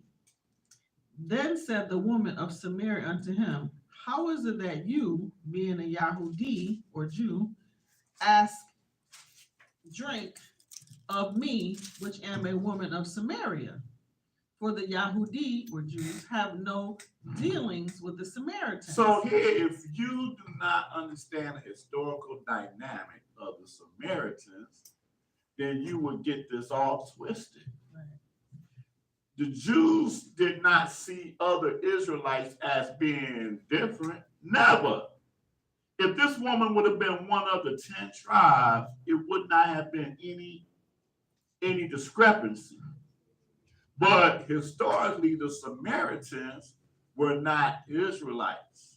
They used to be Israelites, but the king of Assyria replaced them with a whole nother people, and they got converted through those Levites that were sent there to teach them how to live in the land. And at that point, they started calling themselves Israelites, because everybody that was converted, that's what they did. When they were converted, they started saying, we're Jews, which is what Ashkenazi is doing to this day. We're Jews. They don't never refer to Ashkenazi as exactly who they are, even though they say we're Ashkenazi Jews. And I think the thing is that they throw that word Ashkenazi out because, like the lady, we weren't supposed to know what Ashkenazi is. Right. You know, we don't look on the map and says, there's Ashkenazi right there. It's just a name. Right. But it ain't just a name to us. Because we think of Ashkenazi, we think of Japhet. You see what I'm saying? But the average person don't, when they hear Ashkenazi Jews, they be like, oh, they're just a sect of Jewish people. You know, ain't that something? And I think even someone else don't even understand it, because that lady sure didn't understand it. And she been a Jewish all her life. And I just calmly showed her the passage in the scriptures, and she had tears in her eyes. She didn't have tears in her eyes because I was disrespecting her, or we were disrespecting her, or anything. Oh, that was on you. Huh? Oh, that was on you. What'd I do? Made that lady cry. The whole reading the word made her cry. Cut her to the Cut her, man. Oh Like man, a I need to two-edged repent. sword. Right up there obsessed you, man. It wasn't no argument, wasn't no battle, wasn't nothing. So I was like, have you read this Genesis 10th chapter? Because you say you Ashkenazi, this is where Ashkenazi come from out of Japhet. Wasn't no back and forth. When she read it, she was like, She oh, started crying. she started crying. Just that simple. It's sharper than any two-edged Right, sword. right. Cut to the Her marrow. mind, Ashkenazi meant something entirely different. Right. You know. But anyway, what verse we at? Around verse 10. Yeah, so she's letting you know that there's contention between us Samaritans and y'all of the Yahudi. But like I said, if you don't know the history to it, it will confuse you. Right? You would think, she's an Israelite because she's in Samaria. But Samaria, that's where the 10 tribes live. Whatever. Go ahead. I want to give a shout out to Shema Yah. Dude? I think that's Orlando. Shema Yah. Is that Orlando's son? Ooh, I don't know. Okay. I'm not really sure, but he's watching. Okay. Hallelujah. John chapter 4, verse 10. And bless Shabbat to everybody that's watching on YouTube and Facebook. John chapter 4, verse 10. And Yeshua answered and said unto her, if you knew the gift of Elohim or gift of Yah, and who it is that saith to you, give me to drink, you would have asked of him, and he would have given you living water. The woman said unto him, Sir, you have nothing to draw with, and the well is deep. From whence then have you that living water? Are you greater than our father Jacob, which gave us the well, and drank thereof himself, and his children, and his cattle? Yeshua answered and said unto her, whosoever drinks of this water shall thirst again. Yeshua was focused. He could have corrected her right there. But he's like, I ain't gonna get into this with you. It's gonna be Okay, I understand. You think this is your father, Jacob, whatever. But I'm talking to you about this living water. I'm gonna stay on point. Oh, now I was thinking. Okay, so in the Apocrypha, it talk about how a king of Syria came and he said he gonna let the 10 tribes go. And they just went to another country that nobody been to before. So you saying after that happened? Wait a minute, hold up, stop. You're gonna have to correct me on that. I don't think that they left with permission of the king of Assyria. I don't remember reading that. I think with permission. No, it wasn't permission. I think, and that's why I don't really agree with that, because I need more than one witness to bear witness of that. And because that's only one witness, I'm like, I don't know.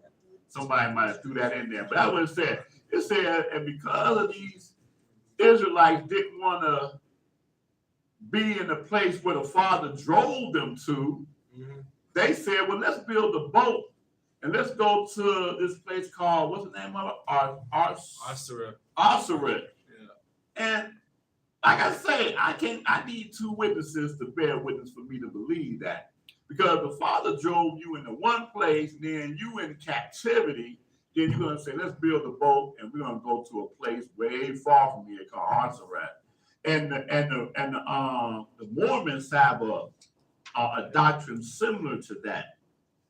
The whole thing of Mormonism is doing that exact same time.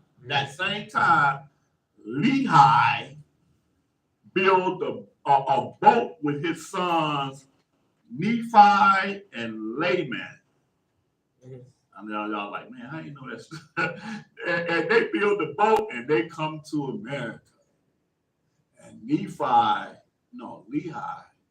one of them highs. He was a righteous son. But Laman was the other son, and he was wicked. And the Father cursed him and turned him darker. And he is the father of the Native Americans to this day. No, I was just trying to make sense of the king replacing the Israelites who were there with other nations. Right. That's right. Okay. Now that's in 2 Kings, the 19th chapter. Okay. He replaced them with another people that he conquered them people too. And we went wherever they came from or whatever, he put us there, and they came into our land. And they got converted by the Levites that were sent to train them in how to survive in our land.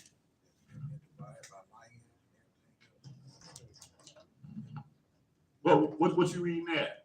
No, I was going to 2 Kings. You said the second chapter. Are you familiar with that 2 Kings, what I'm talking about? Say it again. When the 10 tribes were put into captivity by the Syrians? No, I don't know all of the details behind Oh, it. okay. Talking about when they were separated Okay. into two I'm going to take my time then, y'all. But that was the first We got captivity other after spots. Egypt, right? Huh? After the kingdom split, Jeroboam and Rehoboam. Yeah. So turn there real quick. Let's turn there real quick. Yeah, we're going to come back here. 2 Kings, the 19th chapter. Oh, nice. Well, yourself got mad at me when we went here the first time. Boy, like, man, that was an Israelite moment. This, that, the other. Well, yeah, that was the first time I came here. That was your first time? That's my first time. Right. Yeah, that was my first time here. What's 2 Kings? 19. Yeah, because I was with that old group, that old. Oh, 2 Kings 17. I'm sorry. 17. Okay. I was mad because it was almost over too. I said the wrong thing. It was almost time for us to leave. And I said the wrong thing. Then we had to come. Uh-huh. 2 Kings, the 17th chapter, start this off with verse 1.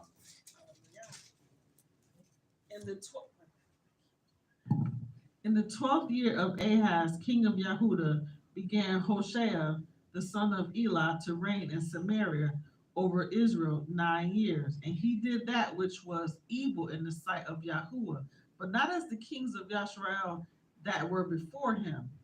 Against him came up Shalmaneser, king of Assyria, and Hosea became his servant and gave him presents. And the king of Assyria found conspiracy in Hosea, for he had sent messengers to So, king of Mizraim, and brought no present to the king of Assyria, as he had done year by year. Therefore the king of Assyria shut him up and bound him in prison. Then the king of Assyria came up throughout all the land and went up to Samaria and besieged it 3 years. In the 9th year of Hoshea, Interestingly enough, I just want to put this interestingly enough out there.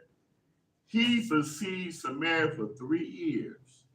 That's the same amount of time that Jerusalem was besieged by Titus and Vespasian. From 67 AD to 70 AD. It was 3 years for them too. So this is the 10 tribes we're talking about being besieged for 3 years. Go ahead. in verse 6, 2 Kings verse 6, 2 Kings chapter 17, verse 6. In the 9th year of Hoshea, the king of Assyria took Samaria and carried Yashrael away into Assyria and placed them in Hala and in the harbor by the river of Gozan and in the cities of the Medes. For so it was that the children of Yashrael had sinned against Yahuwah their Elohim, which had brought them up out of the land of Mizraim, from under the hand of Pharaoh, king of Mizraim, and had feared other deities. You see how he referenced all the way back to the beginning? This is hundreds of years after the fact, and he referenced it all the way to the beginning of him bringing us out of Mizraim from under the hand of Pharaoh, king of Mizraim, and had feared other gods. So that's what we did after the word fear again. We didn't fear Yah, but we feared the other gods. Go ahead. And walked in the statutes of the heathen, whom Yahuwah cast out from before the children of Yashrael, and the king of and of the kings of Yashrael which they had made. And the children of Yashrael did secretly those things that were not right against Yahuwah their Elohim, and they built them high places in all their cities, from the tower of the watchman to the fenced city. And they set them up images and groves in every high hill and under every. That's why I came here, because you mentioned it. You mentioned Jeroboam. This is who he's talking about right here. First king of the separated 10 tribes, right? Read about him. Father just gave him the kingdom. He didn't do nothing to earn it. As soon as he got on the throne, he got upset that when it came to the feast days, they have to go down to Yehuda, Jerusalem, to observe the feast day. He's like, oh man, if I keep letting them go down there, I'm gonna lose the kingdom.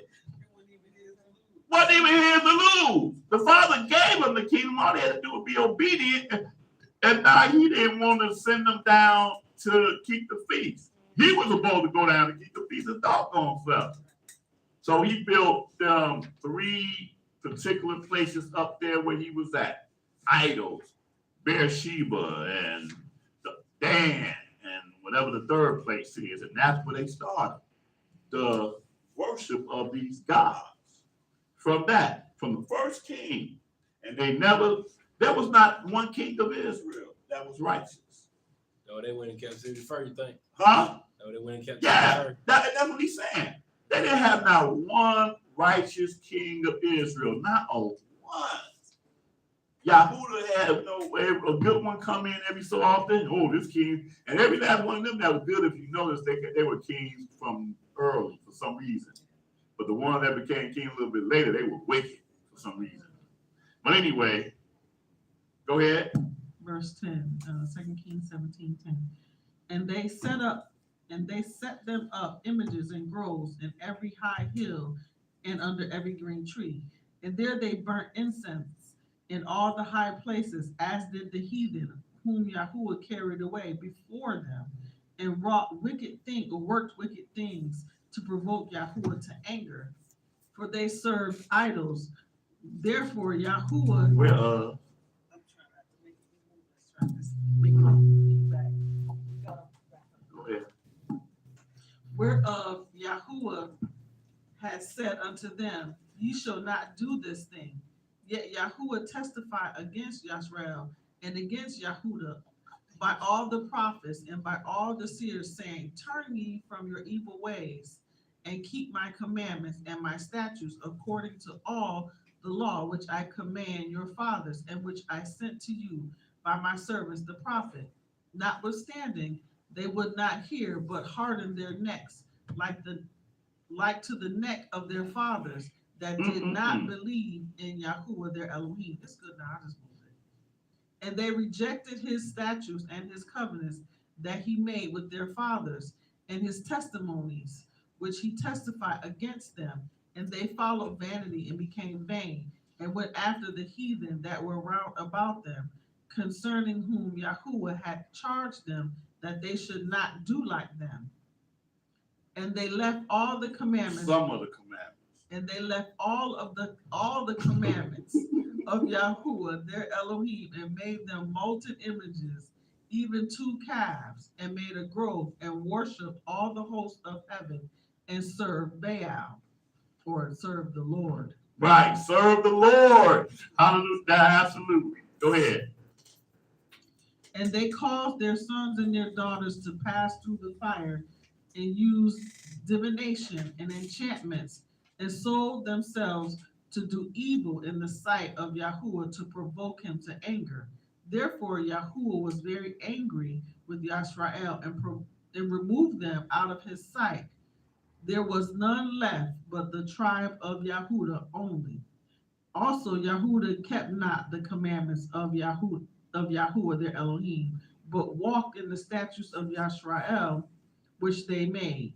And Yahuwah rejected all the seed of Yashrael, and afflicted them, and delivered them into the hand of spoilers, until he had cast them out of his sight. So again, my thing is right here. Why wouldn't he mention here about some dude that say, "Oh, we're not gonna go over there to be in this captivity. Let's build a big boat, get on the boat. We're gonna take this boat to this other land where we could serve the Father." Now, the scripture do say, though, in another place, that some of them did come to Yahudah. Some of them did leave, and they came down to Yahudah and dwelt. Scripture do say that. That's the reason why that whole doctrine about the 10 tribes being Gentiles is incorrect. Because during Yeshua's days, there were Israelites that lived among Yahudah, that had came back down to live among Yahudah. There was never no dissension or whatever between the 10 tribes and the 2 tribes. Oh, you're not an Israelite. You're not an Israelite. No. That did not ever exist. Nowhere in the scripture is that read anywhere. But here, like I say, for the most part, they went into captivity. And if the Father sent you into captivity somewhere, that's where you are at, in captivity. Go ahead. Verse 21, 2 Kings 17:21. Uh-huh. For he rent Yashrael from the house of David, and they made Jeroboam the son of Nebat king. And Jeroboam drave Yashrael from following Yahuwah, and made them sin a great sin. Mm-hmm. For the children of Yashrael walked in all the sins of Jeroboam, which he did. They departed not from them, until Yahuwah removed Yashrael out of his sight. They never departed, y'all. No king stood up and said, "You know what? This Jeroboam was an idiot." But go ahead. As he had said by all his servants, the prophets, so was Yashrael carried away out of their own land to Assyria unto this day. And the king of Assyria brought men from Babylon, and from Cutha, and from Ava, and from Hamath, and from Sepharvaim, and placed them in the cities of Samaria instead of the children of Yashrael. and they possessed Samaria and dwelt in the cities thereof. So this is who this lady is a descendant of. Yeah. These people here. Go ahead. Verse 25. And so it was at the beginning of their dwelling there that they feared not Yahuwah. Therefore Yahuwah sent lions among them, which slew some of them. Wherefore they spoke to the king of Assyria, saying, the nations which you have removed and placed in the cities of Samaria know not the manner of the Elohim of the land. Therefore he hath sent lions among them, and behold, they slay them, because they know not the manner of the Elohim of the land. Then the king of Assyria commanded, saying, carry there one of the priests whom you brought from there, and let them go and dwell there, and let him teach them the manner of the Elohim of the land. And then one of the priests whom they had carried away from Samaria came and dwelt in Bethel, and taught them how they should fear Yahuwah. That's weird. I'm just reading this as one of the priests. You would think it was quite a few priests, but he said one It's of. strength in numbers. They couldn't have did that. It's strength in numbers. They couldn't have did that. And the crazy part about it, he don't even tell them what the name of the priest was. He just brought one of the priests, and he came there and basically converted the people. Howbeit, every nation made idols of their own, and put them in the houses of the high places which the Samaritans had made, every nation in their cities wherein they dwell. And the men of Babylon made Succoth-Benoth, and the men of Cuth made Nergal, and the men of Hamath made Hashima, or Ashima.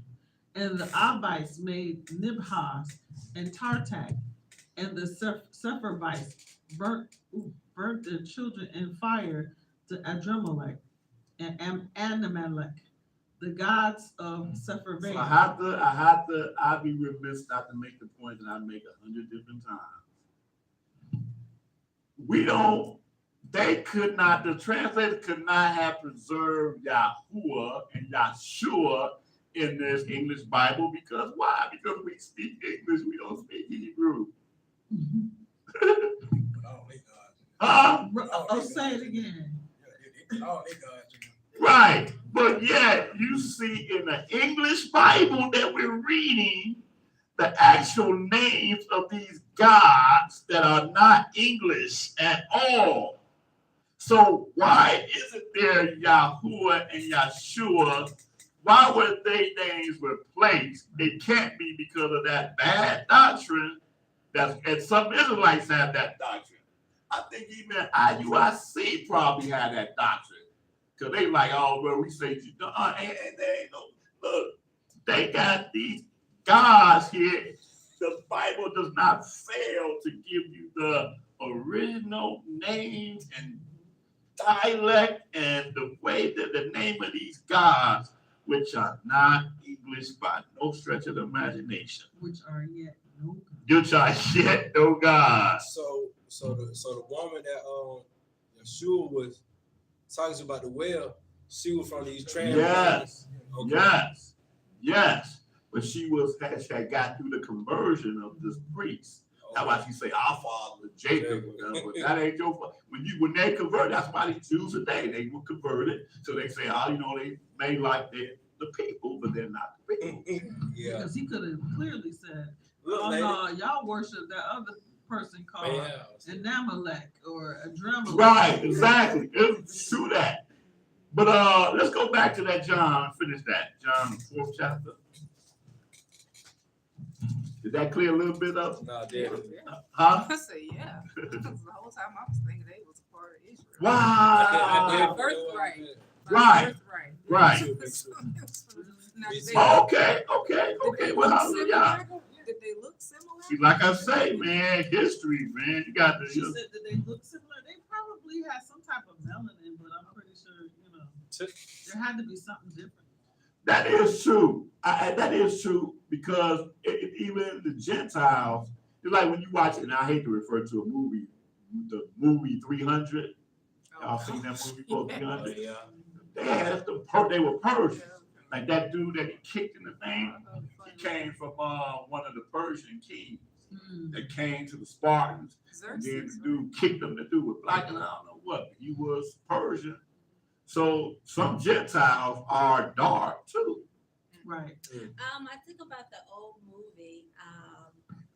You just watched it when it came to what was Cleopatra? that? Yeah, that was the one. That's one we just recently. Yeah, they were all they tanned. Yeah, they were tan. Yep. But they You call can it tell- olive. I'm like, what olive? Yeah. Yeah, you can tell they Yeah.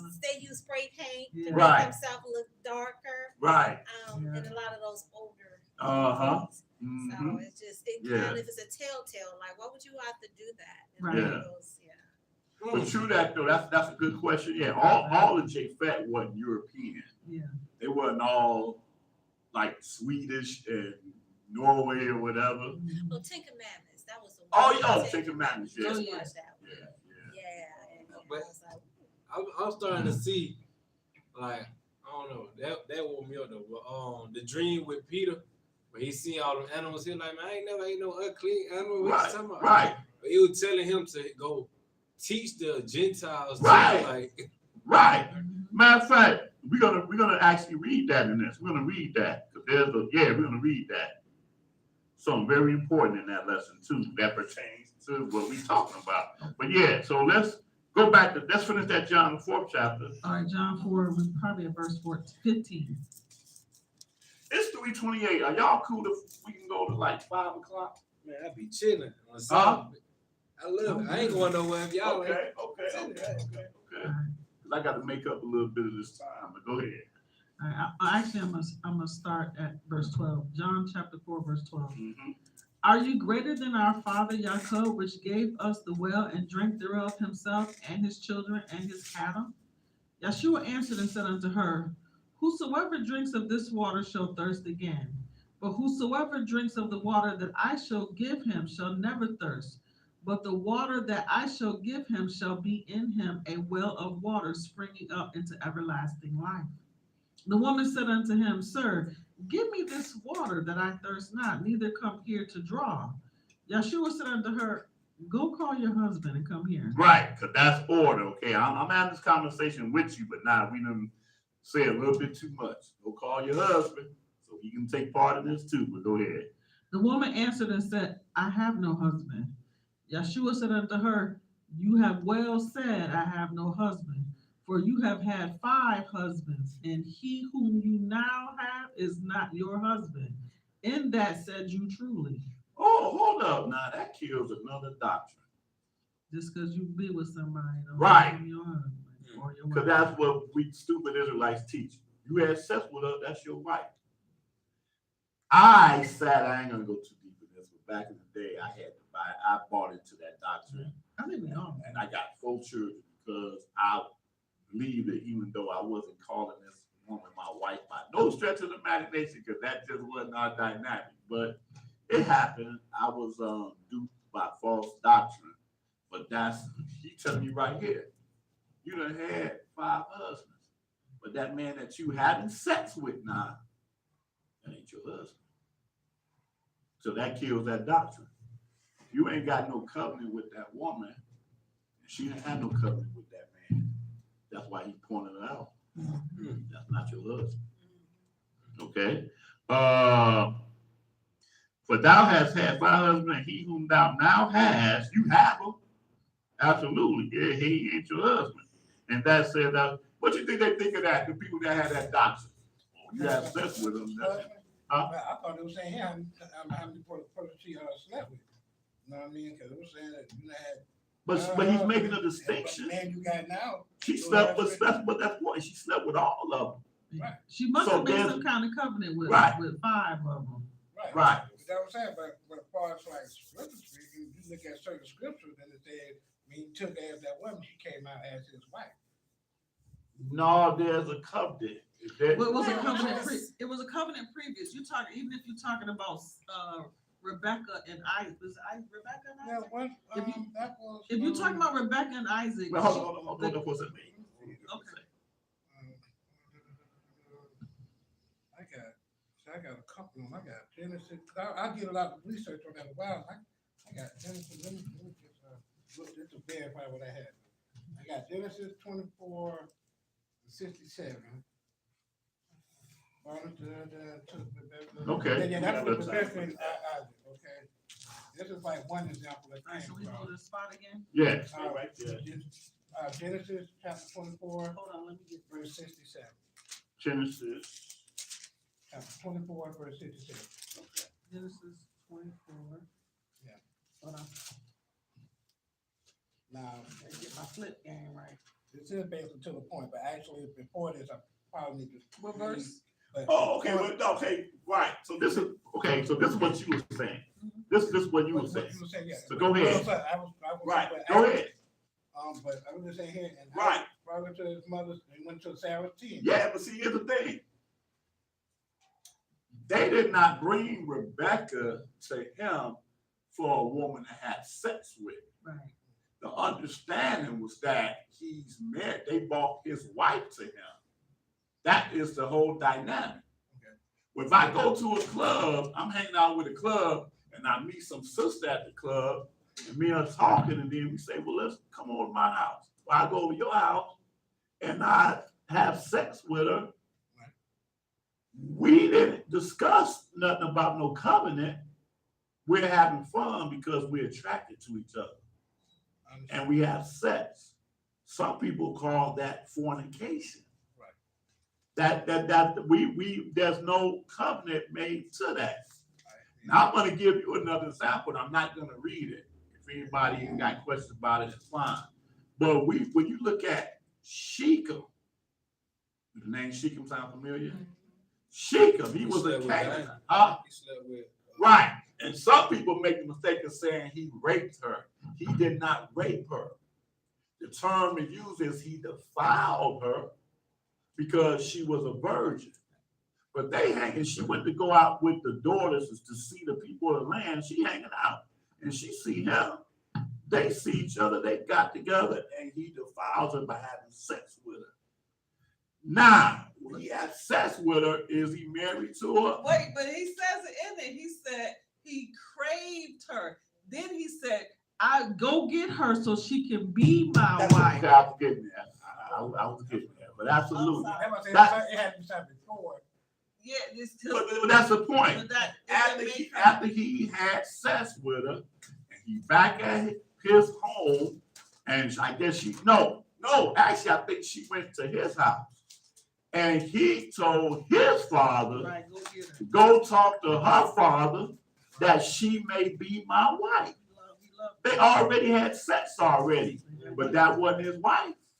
And then after they had a talk with Yaakov, Yaakov was like, okay, it's cool, but under one condition. All y'all have to be circumcised. There's the covenant. He was, and then the scripture says of Shechem, as you read that, Shechem was more honorable than all the men there in the land. He didn't rape this woman. He was honorable because he's like, you know what? I want this woman to be my wife. They'd already sexed already. So but even if you can have sex with a woman, but that ain't your wife. If you ain't got no covenant with this woman, she's not your wife. That's not your wife. But even if you use the scripture that you have, if you read here, and we're going to go to Genesis 24, verse 47, and I'll say verse 20. He said, and I asked her, I said, whose daughter are you? And she said, the daughter of Bethuel, Naor's son, whom Milcah bare unto him. And I put the earring upon her face and the bracelets upon her hands. See, now he's presenting to her the covenant at that point. And bowed down. And then then I'm going to skip down. And he asked his father. Then Laban and Bethuel answered and said, the thing proceeds from Yahuwah. We cannot speak unto thee bad or good. Behold, Rebekah is before you. Take her and go, and let her be your master's son's wife, as Yahuwah has spoken. That's the covenant. So before she even got there, the covenant was established. Right. By the I time she was got saying there. last year, I was finding all sorts of verses, and that a lot of people was like, where you find from? I was like, Exodus 22:16 and 17, it said, and if a man entice a maid that is not betrothed and lie with her, Right. You know what I mean? But like I said, it's stipulations. Oh, watch it. Okay, watch this. Yeah, Now, I'm trying to now watch to this. read the stipulations now. But watch this. Watch that. This is the main verse right here that they run to. Yeah, the man entices a maid that is not betrothed and lies with her, he shall show endow to her to be his wife. Whoa, wait a minute, hold on, slow down. It didn't say that she was his wife. He already enticed her to sleep with him. Shechem did. And the thing, and here's the key too. This woman is a virgin, which is real key. We throw that out. A virgin, by law, when you marry a virgin, the scripture says that woman is to be with you all the days of her life. That's different from a woman that has already had sex and whatever, but people don't see the difference in that. No, this virgin gave you her virginity. And then you have to pay the bride's price for a virgin. But so the point is that you done enticed this virgin, she done lost her virginity, then you guess what? She got the upper hand. That's what the verse is saying. You cannot throw her away. You must endow her, future tense, to be your wife. Because she ain't your wife. But you done already slept with her.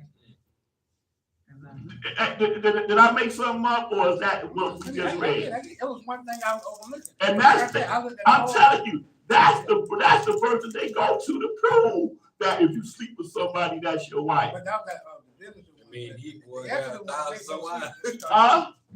Some people got 1,000 Man, wives. 1,000 husbands. 1,000 husbands. Man. Come on. You can still be with some. That's why the Most High made a difference between wives and concubines. He never considered Zilpah and Bilhah wives, not the Most High. Jacob might have considered them his wives, but the Most High made it very clear. These are concubines. Okay, but you know what? But guess what though? But even in a concubine situation, there is an agreement. There is a covenant agreement even with that. Right. The concubine ain't somewhere living somewhere else and whatever. He's like, oh yeah, I sleep with her, so you know that's whatever. No, that's not what it's still a covenant, but I'm just simply saying that the wives had it was ordained. I put it that way. It was blessed and ordained. But that's what we do now. Israelites, that's what that wife is. We barely got any type of job. New sister come in the class, man, she fine, boy. And then he enticed her to sleep with her, and now you gotta lay claim to her. He ain't even taking care of her. She's somewhere else, living in her own apartment, living in some own dynamic. And he just lay claim, oh yeah, bro. You know you're my wife, right? See, that's not scriptural. Okay, but we off topic. So. Yeah. But we do.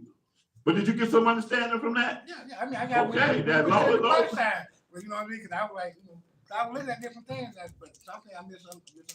Yeah, but see, that's the thing. Israelites, we're not teaching this though. That's why we got so much crap going on among Israel, among the camps. Because they're not teaching the truth concerning this. Man. But so many sisters, man, they get caught up in that.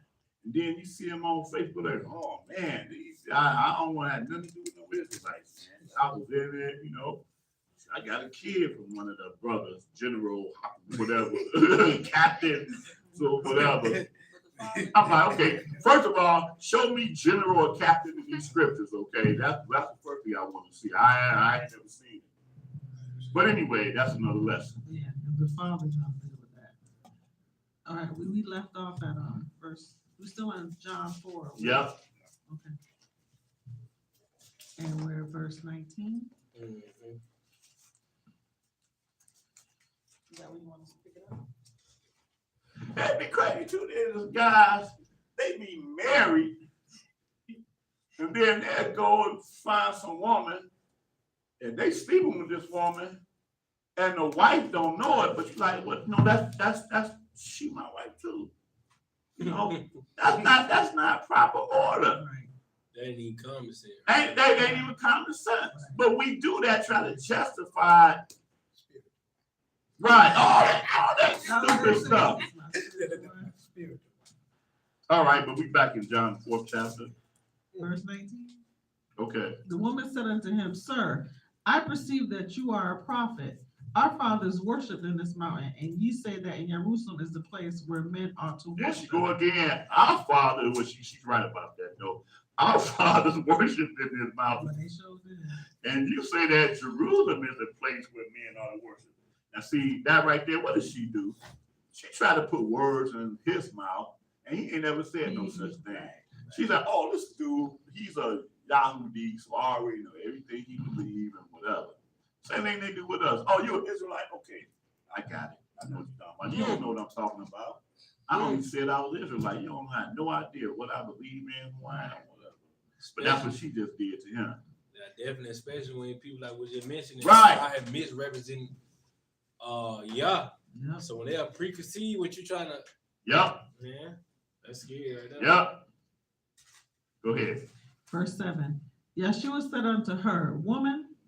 Did you say verse 7? I mean, verse 21, I'm sorry. Okay. Verse John 4:21. Yeshua said unto her, Woman, believe me, the hour comes when ye shall neither in this mountain nor yet at Jerusalem worship the Father. You worship, you know not what. We know what we worship, for salvation is of the Yahudi. Right. Or Israelites. Israel. Yeah. That's what this lesson is called. So the one that people say is their salvation, they not listening to what he's saying out of his own mouth. He told her, you worship, you know not what. Because all worship is not good worship. We know what we worship, for salvation is of the Yahudi. And when he said Yahudi, he wasn't talking about Yahuda. More often than not, when you see the term used in the scriptures, it is talking about a religious designation and not Yahuda, believe it or not. You look through it. When the first time you saw the word Jews in the scriptures is in the book of Esther. And it was talking about a religious designation. It said all the people in the region became Jews. I think that's the 8. Yeah, they converted. So it's giving you a religious designation. Very rare is Jews referred to as Yahuda. It's mostly given a religious designation and not really ethnic designation. Mm-hmm. But that's what you say for salvation is of Yahuda or the Yahudi. Finish it up. Huh? 23. Uh-huh. But the hour comes, and now. And in this case, it was an ethnic designation. Go ahead. But the hour comes, and now is, when the true worshipers shall worship the Father in spirit and in truth. For the Father seeks such to worship him. Elohim or Yah is a spirit, and they that worship him must worship him in spirit and in truth.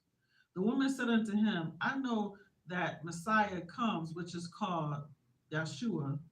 When he is come, he will tell us all things. Yeshua said unto her, I that speak unto you am he. And upon this came his disciples and marveled that he talked with the woman. Yet no man said, what seek you? Or why talk you with her? Now look at that. So the disciples come in like, is he having a conversation with this woman? If the woman was a Danite, would they have said that? Mm-hmm. If she was a Issachar, would they have said that? That don't make common sense. They saw it as like, oh, she's a Sumerian. She ain't Israelite. Matter of fact, let's go to the next place. Let's go to Matthew the 10th chapter. And I'm glad that I read that too, because now I'm seeing that it's possible for somebody to be converted. Because he said, like you said. That's right. It said. That's correct. That's salvation for the Jews. And he said, in that instant, talking about ethnic. But then he said, but it's time and now where you're going to worship the Father in spirit and truth. Because he's the spirit. Right. But watch this, though. Matthew 10th chapter. Before we get there, we finished where we started at John 4. Oh, where do we start something? I thought it You was can the put first. one if I you thought want. the first chapter. No, we didn't start at one. We started at something like 4. 11 or something? No, I don't know. Put one. But you could say 1. I said, Yep. Yeah, I think it was. it was 5. No, We Yep, started 5. Yeah. Yep, that's what we started. And like I said, you can say 1. Oh, But check us out though, y'all. Matthew 10 chapter.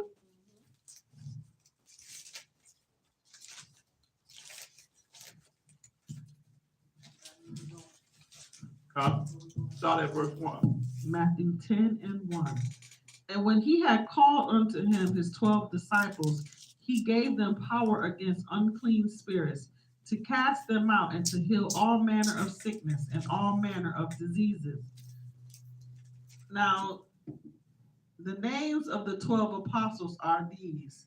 The first, Simeon, who is called Kepha, or Shimon, who was called Kepha, and Andrew, his brother, James, the son of Zebedee, and Yachanan, his brother, Philip and Bartholomew, Thomas and Matthew, the publican, James, the son of Alphaeus and Lebbaeus, whose surname is Thaddeus, Shimon the Canaanite. Oh, wait a minute. He's called the Canaanite. Why is Shimon called the Canaanite? I don't know. Huh? I don't know. You know, and you know what? It's funny because people say, well, maybe because he lived in the land of Canaan. They all lived in the land of Canaan. They all live in the land of Canaan. Absolutely. Absolutely. So it could have been that. Yeah, he had Were to there, okay, so you gotta look at it from historical dynamic again. right. Were there Canaanites that was part of Israel? Yes, they were. You see, so it's no odd thing to see that there could have been an ethnic Canaanite that was an Israelite. See, again, you have to understand history. If you're Israel, you're Israel. We stuck thinking it's a bloodline. The nation of Israel is not a bloodline. The foundation of it is a bloodline, but as a nation, Israel has been a mixed multitude from day one. From day one. Israel, when you hear Yo Israel, he was talking to strangers, he was talking to whoever was a part of the Commonwealth of Israel. Them Gibeonites, they were a part of Israel from the time that they tricked Yashrael. Uriah. Yeah. You're right. Let's not even get into David. Yeah, I was about to say David. Right. David had none but Canaanites around him. His boys, they were Canaanites. See, we don't be looking at the history of this thing. We just think it's a bloodline. It was never a bloodline just from day one. Israel is a nation, and a nation have strangers. And he said, and the law said, one law for all, for the strangers as well as them born into the land. Israel, when I'm talking to you, I'm calling you an Israelite. Not just from ethnicity, but for nation's sake. Ruth, she got a whole book in the Bible, and she ain't even no Israelite. Huh? She's a Moabite. And she's one of the matriarch, one of the descendants of as ancestors of Yashrael. I think even Rahab might be an ancestor of Yashrael either. She's a Canaanite. She had a whole house full of Canaanites in her house, and they were all delivered, joining themselves to Israel. And they wasn't, and check us out, and they wasn't given the thing that the Gibeonites given. Well, okay, y'all part of Rahab, y'all gonna be carry wood and water. They wasn't even given that. The Gibeonites were given that because they tricked Yashrael. Not because they were Canaanites, but because they tricked Yashrael into allowing them to be part of the nation. Oh, it's in 1236, Caleb was a Canaanite. See, now I like that. See, that's one of my reveals in my book, Shabbai the Lawgiver. But Caleb, the one that was partners with Yashrael, his father was named Juphanet. He was not an Israelite. Caleb was a Canaanite. Low key. Low key. No, I'm talking about something else. Why did? He said the first shall be last, last shall be first. Yeah, That could apply to it Gentiles too. It now. absolutely could. It absolutely could.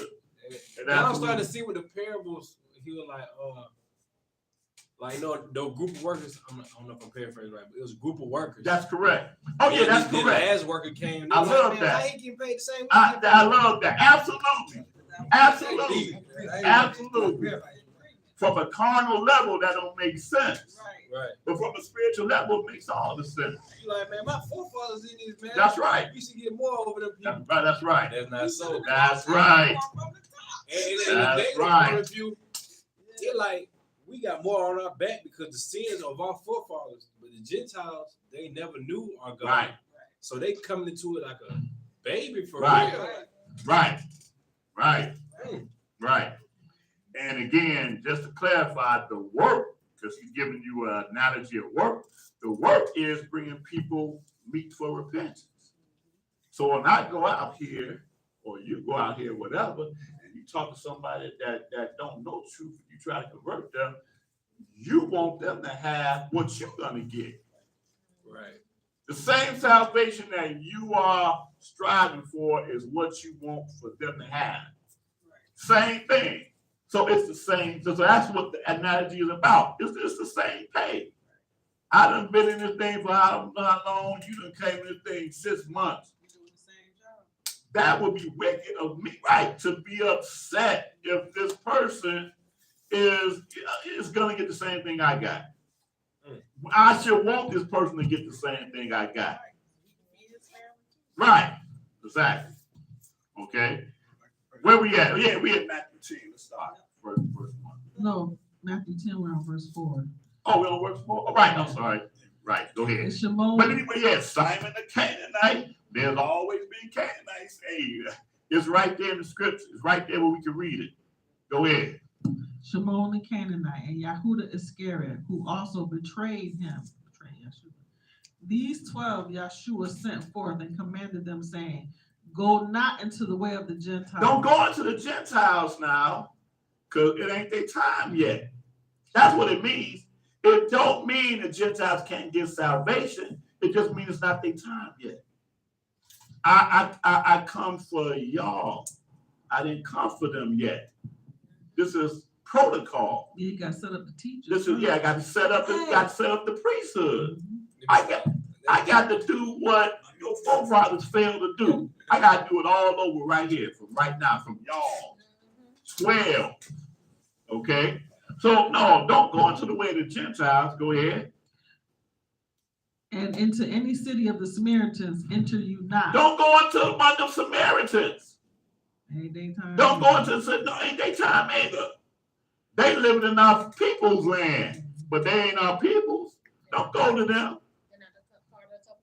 Right, they're not right. They're not part. Go ahead.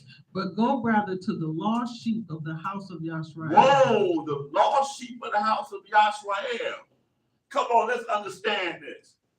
What tribes are the lost sheep of the house of Israel? Say even on down. Huh? All 12 tribes. So they're not Gentiles, because that's what these cats teach. Oh, they the Gentiles. What? No. He said, don't go to the Gentiles. Go rather to the lost sheep of the house of Israel. That's all tribes, all 12 tribes. Maybe that's why we have 12 disciples, one for each tribe. That's correct. That 12 is significant. The 12 is significant. But you see what I'm saying there? So when he said don't go to the Samaritans, and here Yahshua's talking to the Samaritan, the cat like, I know he ain't talking to the Samaritan woman. Did he not tell us not to talk to the Samaritan? Here he is talking to the Samaritan woman. See? So she wasn't an Israelite. You see that? By no means was she an Israelite, because that would have made her part of the lost tribe, and she would have been eligible to have had the conversation. And for people that might be thinking, well, how come Shimon, the Canaanite, was there? Because he probably, and we don't know, I'm just speculating, he could have either been somebody from the Gibeonites or maybe somebody. Exactly. He had already been, and he already been an Israelite His by family was already there. nationality. He was an He Israelite. could have been from the what's the whore? Huh? The- Right, He Rahab. could have been from Rahab's Right. family or the Gibeonites or any of them brothers, Uriah's family. He could have been from any of them brothers that already were there from the Old Testament. He was a commoner during that time after so many generations. Right. He became Israelite. He was the strangers among And you know what? I'm gonna mention it because 12 had mentioned it. My book is a novel, okay? It's a novel, okay? I'm throwing it out there, but I got truths in this novel, just like the truths that we teach here, because you have to think. So, because I understood that Caleb was a Canaanite, right. I made up the story, because it's a novel, that he might have been one of the descendants from the righteous that Melchizedek. Right. Josiah, I was over here. You I already saw me here, doing right? We this. already I here. was like, man, hold up, because okay, we just saying we Israelite because people are forefathers. Right. There were people righteous in the earth before he was That's an Israelite. correct. Right. Man, Melchizedek was the king of Salem. And the high priest. But all he was talking to was Canaanites. Right. Somebody had to believe. All of what disbelievers, somebody had to believe, and that's the way I wrote it in the book. I'm like, Yeah, no Israelite term was even nowhere around. right. What no No one such thing comes as to that. Israelite. Absolutely. Abraham hadn't even had his son yet. Absolutely. Absolutely. Absolutely. So Absolutely. we go back to the beginning. It's Right. these people could have Right. gone all the way back. Right. Right. So but yeah, so I just wanted to point that out, man. That's what he like, look, don't go into the Samaritans, don't go into the Gentiles, but go rather to the lost sheep of the house of the Yashrael, and understand this is Yahshua letting you know, just like he told that woman, salvation is of Israel. Right. That's who I come to deal with, Israel. Because that is where salvation comes through. It don't come through no church or assembly or whatever. It comes through the nation of Israel, okay? Matthew the 15th chapter.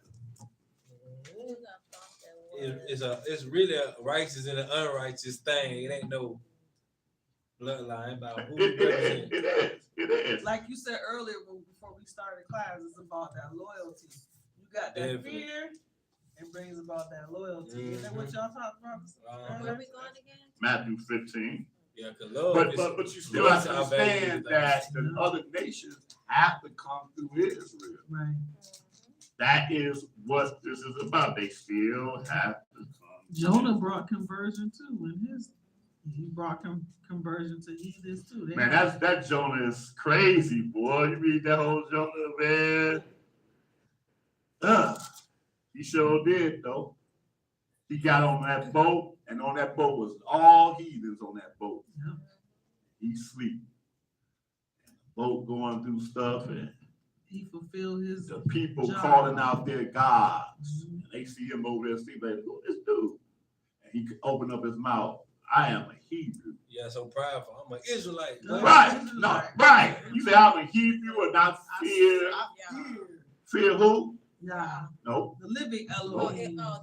Elohim of heaven. That's right. Oh, the He heaven said, and earth, I right. fear the Elohim of heaven and earth. Right. See, he was cool. He didn't just throw a name out there because to them, that name, okay, I got a name, you got a name. So, y'all, okay? No, he said, I fear the Elohim of heaven and earth. Right. Y'all don't fear the Elohim of heaven and earth. Y'all calling on all y'all gods. And I'm here acting like I'm sleeping. I'm laughing. Hey, but I think he said that out of love, not fear. Because if he feared the Elohim of heaven and earth, he wouldn't have been on that boat. That's correct. Oh, we're talking about See, that's what like, Israel do. That's what we do. We Talking. Right. man. You see that? Definitely. But at the end, like you said, at the end of the day, though, he converted that whole boat. He said they feared Yah. He said who he was, said they feared Yah exceedingly. Mhm. And then eventually they called on the name of Yah. When one they all them heathens called on Yah, he converted that whole boat. It wasn't even supposed to be on the boat.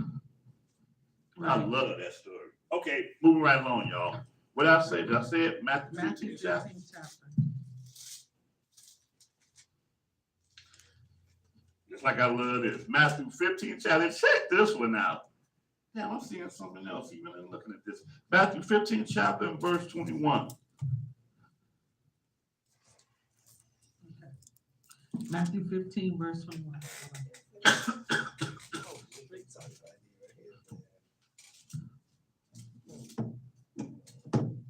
Hallelujah. Mm-hmm. Then Yashrael went thence and departed into the coast of Tyre and Zidon. Now, y'all hear Tyre and Zidon, what y'all think? The Confederacy. See that? See? Y'all probably ain't never thought about it before. But that's exactly what you should be thinking. Because this is the coast of Palestine he's in. Tyre and Zidon. Oh, I'm in enemy land. Then Yashrael went thence and departed into the coast of Tyre and Zidon. What happened? And behold, a woman of Canaan came out of the same coast and cried unto him, saying, Have mercy on me, O master, you son of David. My daughter is grievously vexed with the devil. But he answered her not a word, and his disciples came and besought him, saying, Send her away, for she cries after us. But he answered and said, I am not sent but unto the lost sheep of the house of Yashrael. Then came. Hold on one second, I'm sorry. Because the live connection is about to get cut off. I apologize, y'all. But You got a battery? huh? You got a cord? Let me get your cord out. Yeah, but I gotta have something to connect it to.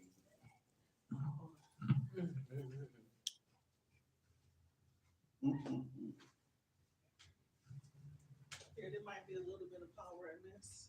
And that it might be. Yeah, just charge it. Okay.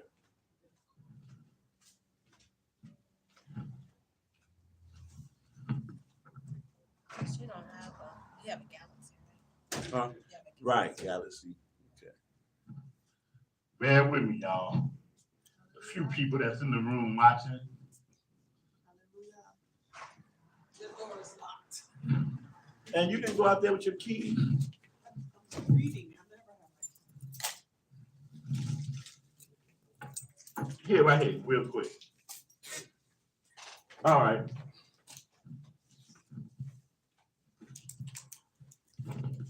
Y'all want me to sing something since you come back? Go ahead, go right You never heard me sing before. I know that. And the other ones, they said, oh, no, no, no, no, no. You can read. What's the conspiracy? They sit there saying they were having a good time before I asked that question. Nah, but for real though, like me coming into the truth, I heard everything, like every person doctrine, oh, we the Israelite, salvation only for only people in the kingdom and everything like that. But now I'm saying, oh, why were we chosen? That's I right. don't think nobody never asked that. Why That's were right. we chosen though? That's right. To be a priesthood That's people. right. To be Yeah. a priesthood people, you gotta teach somebody. That's right. That's right. Because Levites are our priests, but we are a priest nation. So who are we a priest nation too? Huh? Oh yeah. Did you hear it go like make a sound when you plug it in? Okay. Okay. All right. Anyway, where we at? So this woman was of Canaan. Have mercy on me, O master, thou son of David. She knew that that's who he was, a son of David. That's another lesson. That's that whole thing. Remember when AJ was dealing with that whole DB God thing? Yeah. No, they knew he was a son of David. Immaculate deception. Right. That's right. My daughter is grievously vexed with the devil. Go ahead. But he answered her not a word, and his disciples came and besought him, saying, Send her away, for she cries after us. Right. So there again, just like how the way that they were like, is he talking to this Samaritan woman? Nah, this Canaanite woman. Because she's not in Israel, so she's not an Israelite. She's in Tyre and Zidon. She's a Canaanite. Mm-hmm. But look, even the enemy has some sense, right? She called him son of David. What? Come on now, the enemy knows some stuff. Right. Yeah. Call him a son of David. That's crazy. See, again, I can read this 1,000 times and I'll pick up like, wow, Man, that's deep. But go ahead. Verse 24, Matthew 15:24. But he answered and said, I am not sent but unto the lost sheep of the house of He was Yashrael. only sent to Israel. The true Messiah was only sent to Israel. It's clear. But it was a purpose for that. Right. That's, see, again, we lose the purpose. We read this. Oh, see, that means can't nobody be saved because he won't send to Israel. No, that's not what it means. It means it was protocol. He was only sent to Israel. He was not sent to nobody else. We were the ones sent to everybody else. That's why we're here in America right now. That's another lesson. So it's just like you can't get salvation unless you come through Israel. That's you right. can't get to the Father unless you go through the Son. Mm-hmm. That's right. That's right. That's right. That's right. Go ahead. Verse 25. Then came she and worshipped him, saying, Master, help me. But he answered and said, it is not meet to take the children's bread and cast it to the dogs. He called this Canaanite woman a dog. And he said, hey, it's not proper for me to take the children's bread that belong to Israel and give it to a dog. Okay? So we could say that historically, he might have been speaking from a historical dynamic, because the Canaanites were our enemy. Outside of them being the ones that were Israelites accepted, they were all enemies. They wasn't even supposed to be living. They supposed to have been dead. So it's not me for me to give them, but go ahead. Verse 27. And she said, truth, master, yet the dogs eat of the crumbs which fall from the master's table. Now, we read this, and I'm like, man, probably this Canaanite one might have been a little bit offended that he called me a dog. But yet, she wasn't offended. Why? Because she knew the history.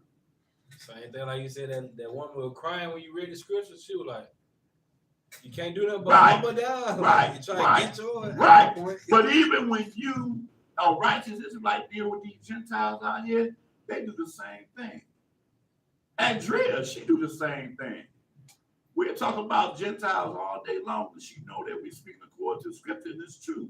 She don't allow herself to be offended because she understands that Gentiles, they have a certain way about them that's outside of the covenant, and they do certain things, and she can't deny it, because that's just what it is. Okay? So here, this was a Canaanite. She knew the history. She called this man son of David. Now, again, I'm just not peeping that. I done read it 1,000 times. I'm like, man, she had understanding. But then when he made the statement that he made, hey, she humbled herself. She didn't even allow herself to get mad. We could learn from her because Absolutely. the thing is, she had a plan. She had one job. Right. Her job That's was right. to seek the healing for her daughter. You put all that other stuff behind. That is correct. That is correct. The emotion ain't got nothing to do with this. That's right. I'm a dog. That's true. Right. She said I that. eat for the master table. But the dogs eat the crumbs that fall Yeah. from them. I need you to heal Right. my child. I understand what I am. That's right. I understand what I am. I understand my people got issues. I understand paganism that they do. I understand all that. What you said was But I know who absolutely you true. are. But she said even a dog has to Come on eat now. of the crumbs which fall from their master's table. Like you As say, Andrea says, we had to learn from her. Yashua himself learned from her. Yeah. That's the crazy part. Go ahead. Then Yeshua answered and said unto her, O woman, great is your faith. Be it unto you even as you will. And her daughter was made whole from that very hour. She changed his whole reality. Because he's like, I know that, I didn't come for you. But then her humility made him be like, whoa. He had to sit back and be like, damn. This woman speaking according to her faith, not according to her ethnicity. Because I'm sitting here ready to judge her because I know where she come from. But she on a whole nother level. She might know some stuff She had to, if Shimon, the Canaanite, knew some stuff, she clearly knew some stuff too. Right, exactly. Exactly. Okay. That's not Yeah. even, that's facts. Uh-huh. I think we're gonna read another instance of this. Let's see. Let's go on what was this at? Matthew 15. Let's go on Matthew the 5th chapter. I think that's what that was.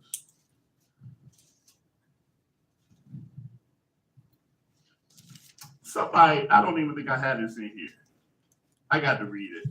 Somebody look up the word Syrophoenician. Biblically. From a biblical. Every spirit, y'all. Syropho. Okay, I see Syrophoenician. What place is that? A native or inhabitant of Phoenicia. Right, no, give me a verse. When it was part of the Roman You have province a- of Syria. You have a verse to that though? Oh, okay. Let me type in KJV. Yeah, I need I somebody to think do Mark 7:24. What's that? Mark 7:24. Okay, let's go there, y'all. Mark 7:24.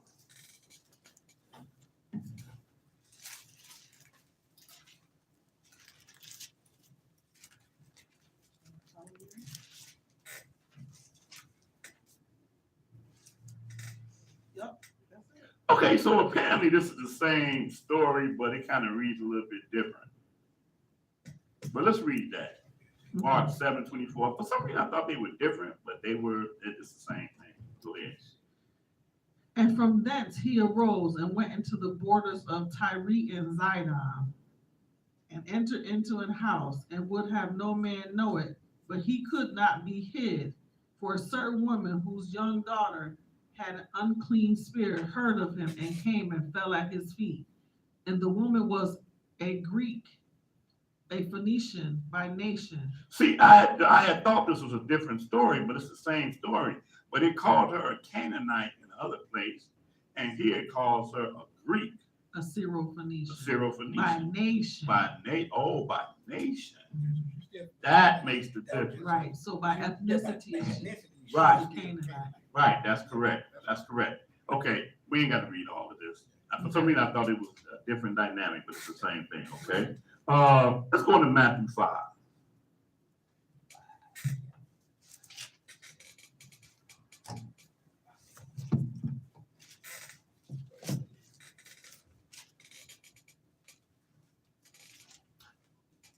You know what? Bear with me for a second. I'm gonna read this next week, Matthew 5. We're gonna end off with one more place, y'all, and we're gonna close it and pick this back up next Shabbat. Let's go in Acts 10 chapter.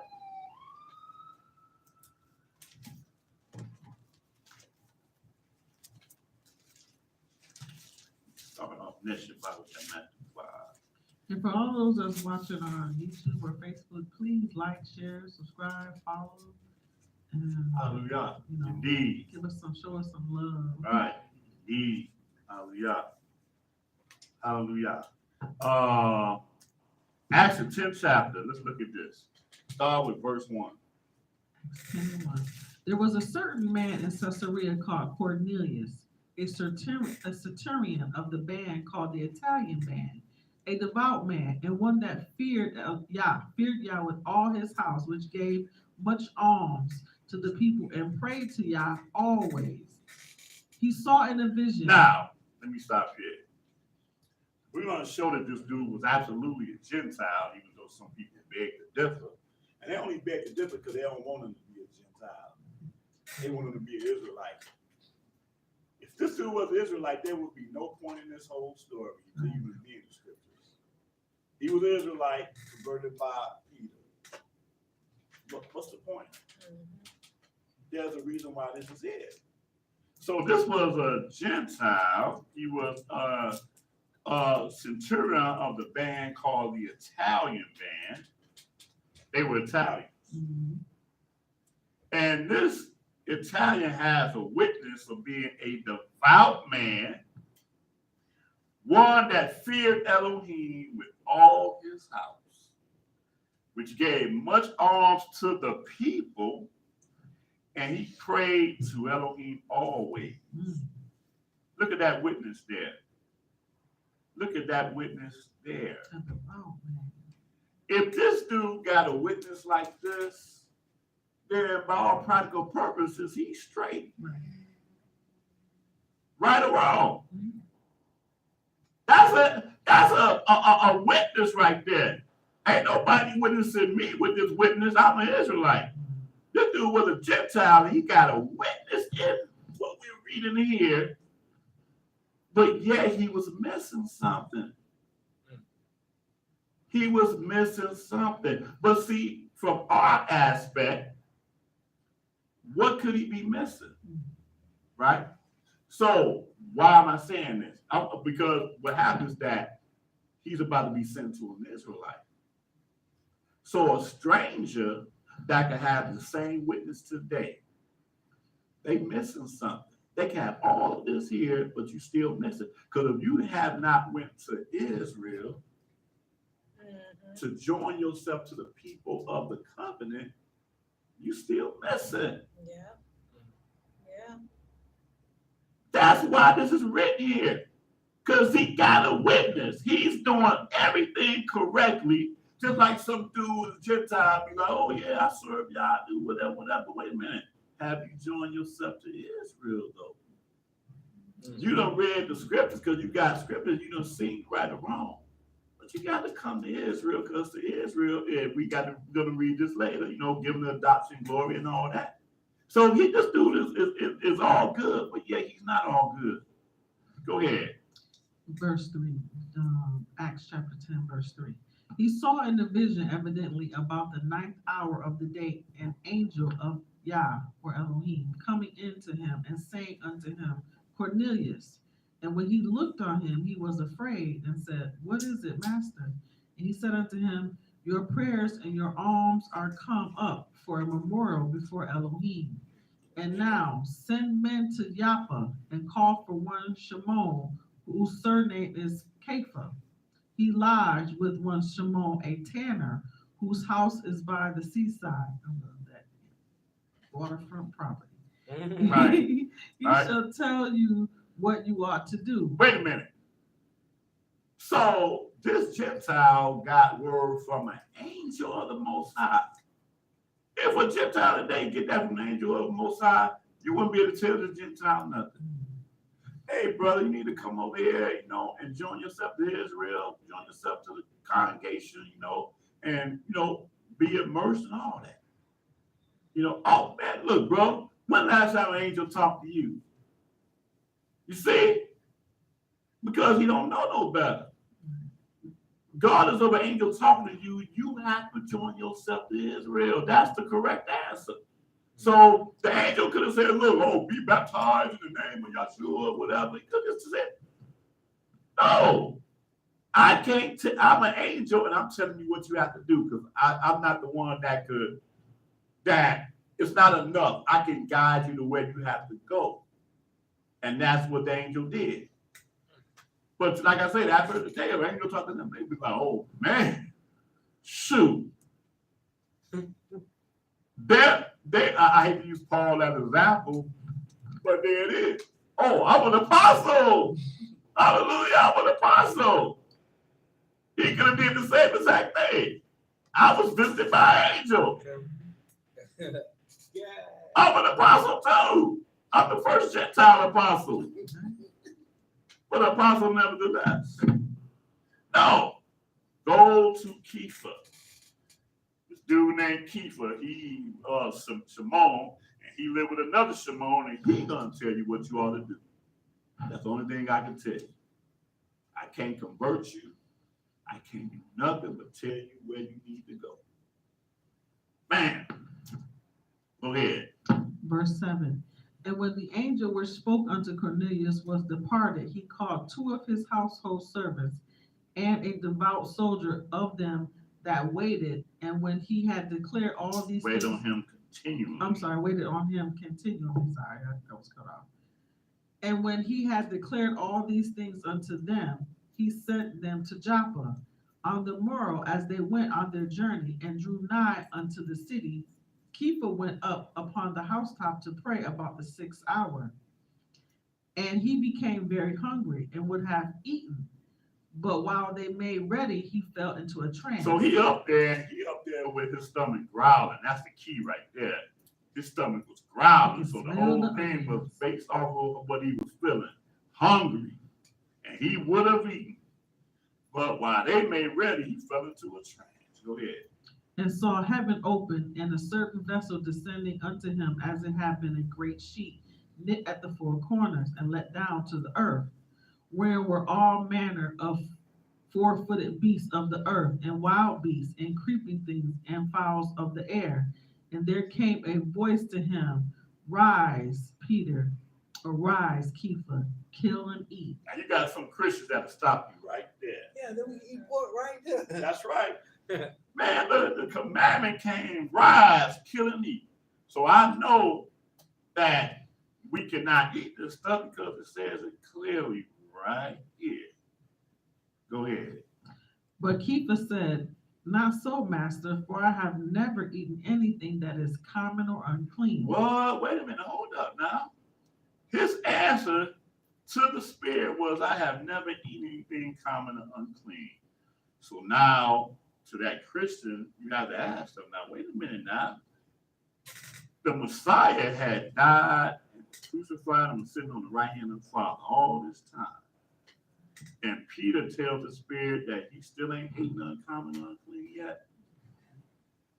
So he didn't have an understanding of why Yashrael died at this point. That's a question. But we see that that's what he had responded. He responded by checking the spirit. Say, wait a minute. That right there, man, there's something wrong with that. I can't put my mouth on that. Go ahead. And the voice spoke unto him again the second time, What Elohim hath cleansed, that call not you common. Right, Christian be like, read that verse. What that verse say? The verse said, what Elohim clean, call not that common. Close the book. Okay, so then I have to ask them, what's the question to ask them at that point? Make people think. Ask them a question. What's a good question? Do you eat bats? Huh? I don't know. The question is, did Peter understand the vision? No. Not at that moment. Look though, this one thing I noticed though, as reading, I think the spiritual world met him where he was at. They said That's right. he was hungry. That's what I'm right. And he fell asleep before the food Right. got to him. So they met Exactly. him where he was at. That's So why that dream came to him like that. Right. But the analogy about the animals talking about different characteristics of men, different men, and nations of men, right? But again, so right here, the question to a person is, did Peter understand the vision? No. That's the question that has to be asked, because you claim you understand it. You closed the book on me when he said, well, God had cleaned up that comment, bro. That was him telling them to eat it. Wait a minute, though. But he wasn't talking to me. He was talking to Peter. That's the first key. How can you say you understand what he meant when Peter, as we're going to read in the next verse, did not understand what the vision means? So by common sense, you can't understand this until he understands. Definitely. Yeah. You see what I'm saying? Yeah, he understanded himself. Right. So that's the way you have to deal with people that will come to you with this. Be like, if Peter didn't understand it, then you can't, because you're not smarter than him. First of all, you can't bear witness that you ain't never eaten anything common or clean, because you be unclean for the time you can chew food. Absolutely, all that, all that. And even when you read scripture, Huh? even when we read scripture, we understand that the Most High always used animals to describe other nations. He used that, But see, I don't even get that deep though. I don't even get that deep. Right. Because see, when you get that deep to people, it sounds like you are deflected. You understand what I'm saying? You don't want to come to people like that. You like, well, don't you understand? That's that? something I'm saying in Right. I Bob is saying, and dealing with people, you want to stay right where you are. at. Yeah. The key question is if Peter understood. Because to me, that's a fair question. Right. If Peter didn't understand it, then I don't understand it either then. He was confused. Okay, verse 14. No, verse 16. Yeah. Verse 16, this was done thrice, and the vessel was received up again into heaven. Now, while Peter doubted in himself what this vision which he had seen should mean, behold, the men which were sent from Cornelius had made inquiry for Shimon's house and stood before the gate. Can you imagine them men?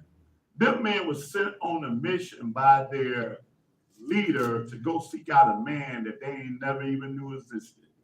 That's wild. This dude had a dream, and he sent us somewhere, and we asked him, you know, somebody like me would have been like, you know, we couldn't find him.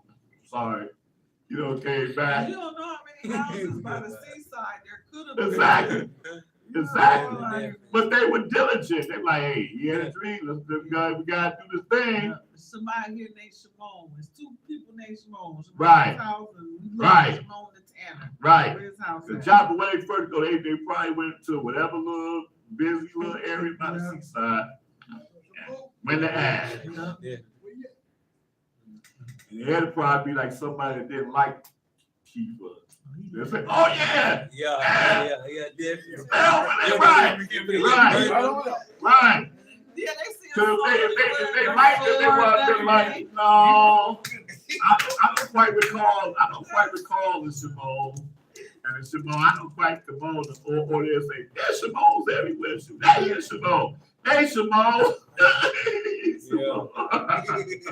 If you didn't like them, you saw Right. a soldier come and look Nah, at you. definitely, Like, oh, they right there. Yeah. And officer, I suggest you use a nightstick. That's a good reality you brought to it. Absolutely. Verse 18. But they found it. These are white dudes with uniforms, Right. tunics or whatever, with whatever. So you know he in trouble. You got three of them. Was there three of them, right? You know. Yeah. They looking for you, Jack. It can't be nothing good from it. Right. Man, they like, gotta go. Go ahead. Verse 18. And called and asked whether Shimon, which was surnamed Keeper, were lodged there.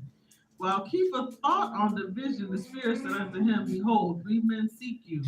Arise, therefore, and get you down, and go with them, doubting nothing, for I have sent them. What is that saying?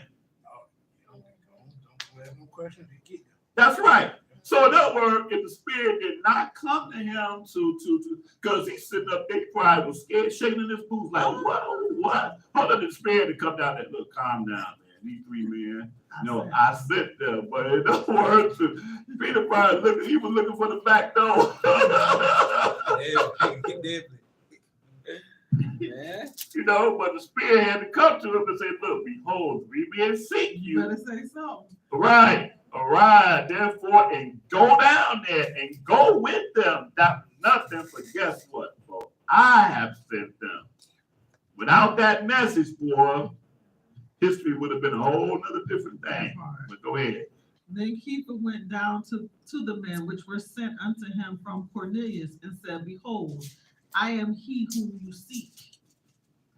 And what is the cause wherefore ye are come? What y'all want with me? Yeah. I didn't do it. Somebody lying on me. You know he denied the Messiah 3 times. That's right. That's something. He's And like, that's look, something. That's right. The same one. Someone say, yeah, it ain't me. I don't know. I done been on this roller 3 coaster ride times before. before the rooster crow. Right. Crazy. I thought it was over with. I thought that was done, man. I got Hey, y'all come to me asking me. I know y'all asked me that I ain't with Yashrael and all that. And I done already told y'all I wasn't there. I wasn't part of this. right. But go ahead. Verse 22. Acts chapter 10, verse 22. If they said Cornelius the centurion, a just man, and one that fears Elohim, and of good report among all the nation of the Yahudi, was warned from Elohim by a holy angel to send for you into his house and to hear words of you. Then called he them in and lodged them, and on the morrow Keeper went away with them, and certain brethren from Joppa accompanied him. He made sure he wasn't going by himself. Word, y'all got to go. That's right. I gotta go. Y'all gotta go. Strength in numbers. Right. And the morrow after they entered into Caesarea, and Cornelius waited for them and had called together his kinsmen and near friends. They weren't Israelites. That's why he's saying he had a whole house of Italians. They look like they were the mafioso up in there. Eating spaghetti, lasagna, and all that stuff. They up in there. Had Paulie in there. Man. And so that they all was in there waiting for him. Go ahead. Verse 25. And as Kepha was coming in, Cornelius met him and fell down at his feet and worshipped him. Ooh. But Kepha took him up, saying, stand up, I myself also am a man. We got these Israelites out here having these Gentiles kiss their feet. Man. Huh? Yeah, I can see it. Wow, what? Right here, you got the Israelite Step and on the their Gentiles head. coming to him, and they immediately bowed down to this Israelite. And he quickly told them to stand up. Why don't we see this in this? Why don't they see this in the scriptures? Pride. That's crazy. Man, he knew that he could not have allowed no such thing to happen. But and you know these Romans, man, these Roman soldiers, they probably killed a few Israelites in their day. You know what I'm saying? The reality, don't they? But they come in with the story about Cornelius, but not Cornelius, man. Man, shoot, my brother was arrested by you. I remember you. So you know what I'm saying? Go ahead. Verse 27, Acts chapter 10, verse 27. And as he talked with him, he went in and found many that were come together. And he said unto them, you know how that it is an unlawful thing for a man that is a Yahudi to keep company or come unto one of another nation. But Elohim hath showed me that I should not call any man common or unclean. There it is. Oh, read that as well. Therefore came I unto you without gainsaying, as soon as I was sent for. I asked therefore for what intent ye have sent for me. And Cornelius said, 4 days ago I was fasting until this hour, and at the 9th hour I prayed in my house. And behold, a man stood before me in bright clothing and said, Cornelius, your prayer is heard, and your alms are had in remembrance in the sight of Elohim. And send therefore to Joppa and call here Shimon, whose surname is Kepha. He is lodged in the house of one Shimon, a tanner by the seaside, who, when he comes, shall speak unto you. Immediately, therefore, I sent to you, and you have well done that you are come. Now, therefore, are we all here present before Elohim to hear all things that are commanded you of Elohim. That's right. The key word is commanded. We came to you so we'll know exactly what we need to do. Because I was doing the best that I could all on my own. Yeah. Straight up. But now I come to elevate. That's how truth is. We be in the truth, and we know that our whole intent is serving the Most High to the best of our ability, but the Father don't want us to be stagnated in where we are. Even me, like I say, man, I be teaching the same lesson 100,000 times, and that 100,001 time, he showed me something be like every Shabbat, every doggone Shabbat. So I can't elevate myself. I can't shut down somebody sitting out there because the Father giving something out. Man, bro, where you come from, man? I don't want to hear nothing you got to say. That's not how they function in the scriptures, man. It was the whole dynamic was about edification through the Spirit of the Most High, and we can show that throughout the scriptures.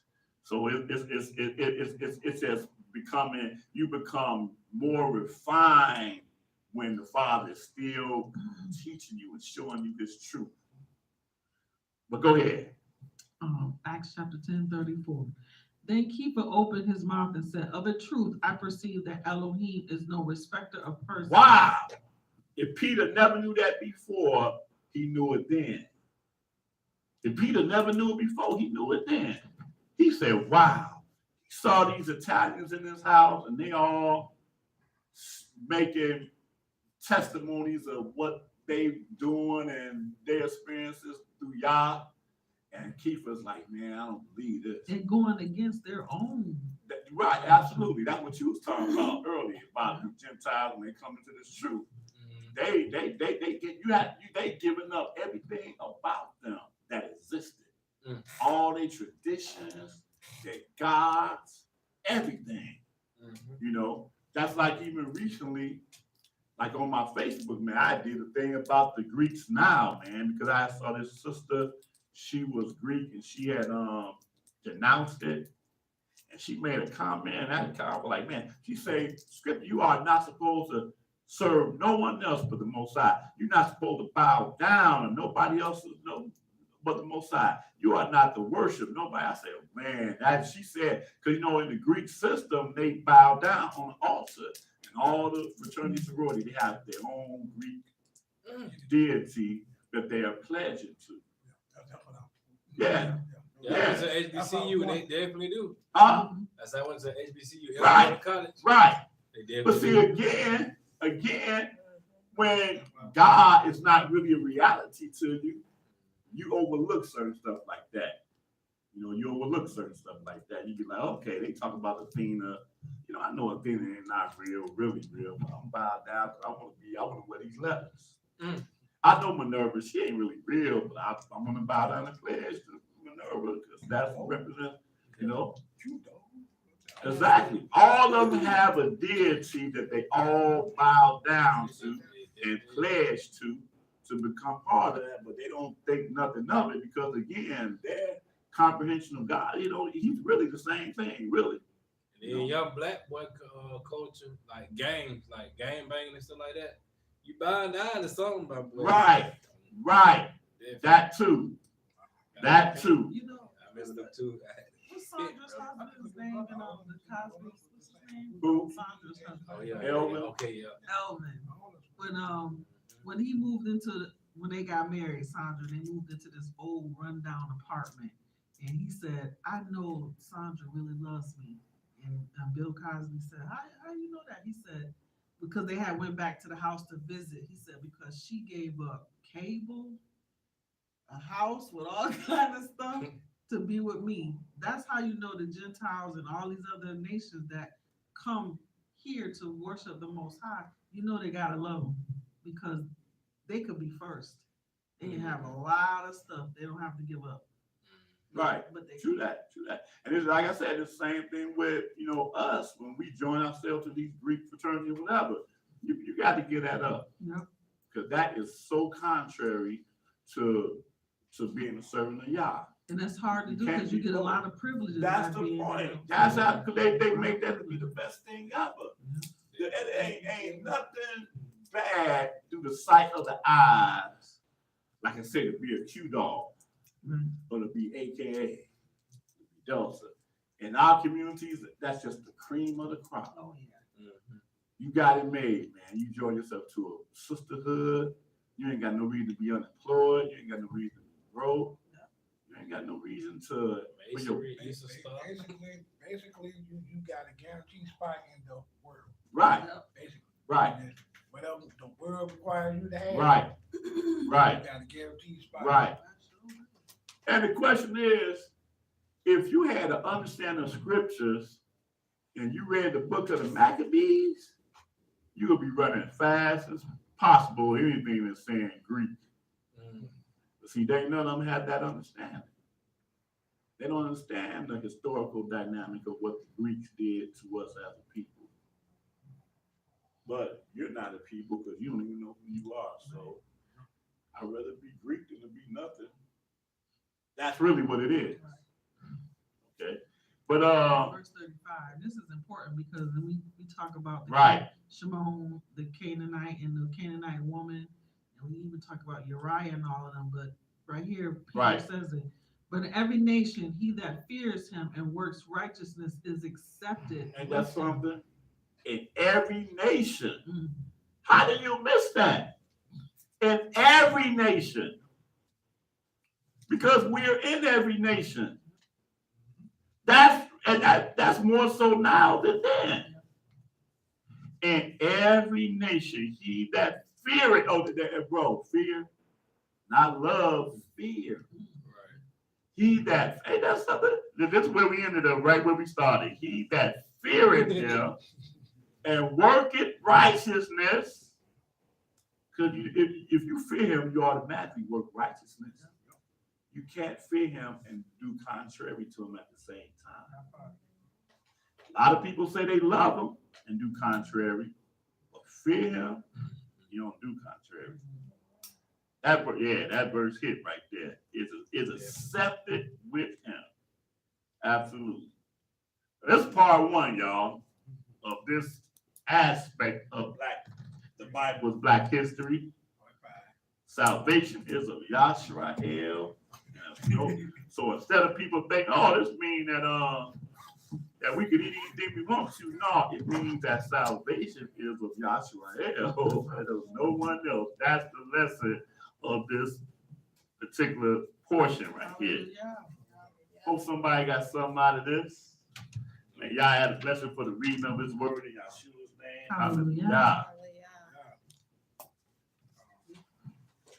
Anybody else questions, comments, anything? Oh, wait, let me see before we, Andrea said, yes, me. Yeah. And 12 said, hallelujah. All right. Yep, that's it. So anyway, we're gonna go ahead and stand, face your rules now, close out. Yes, we're gonna be a little bit short.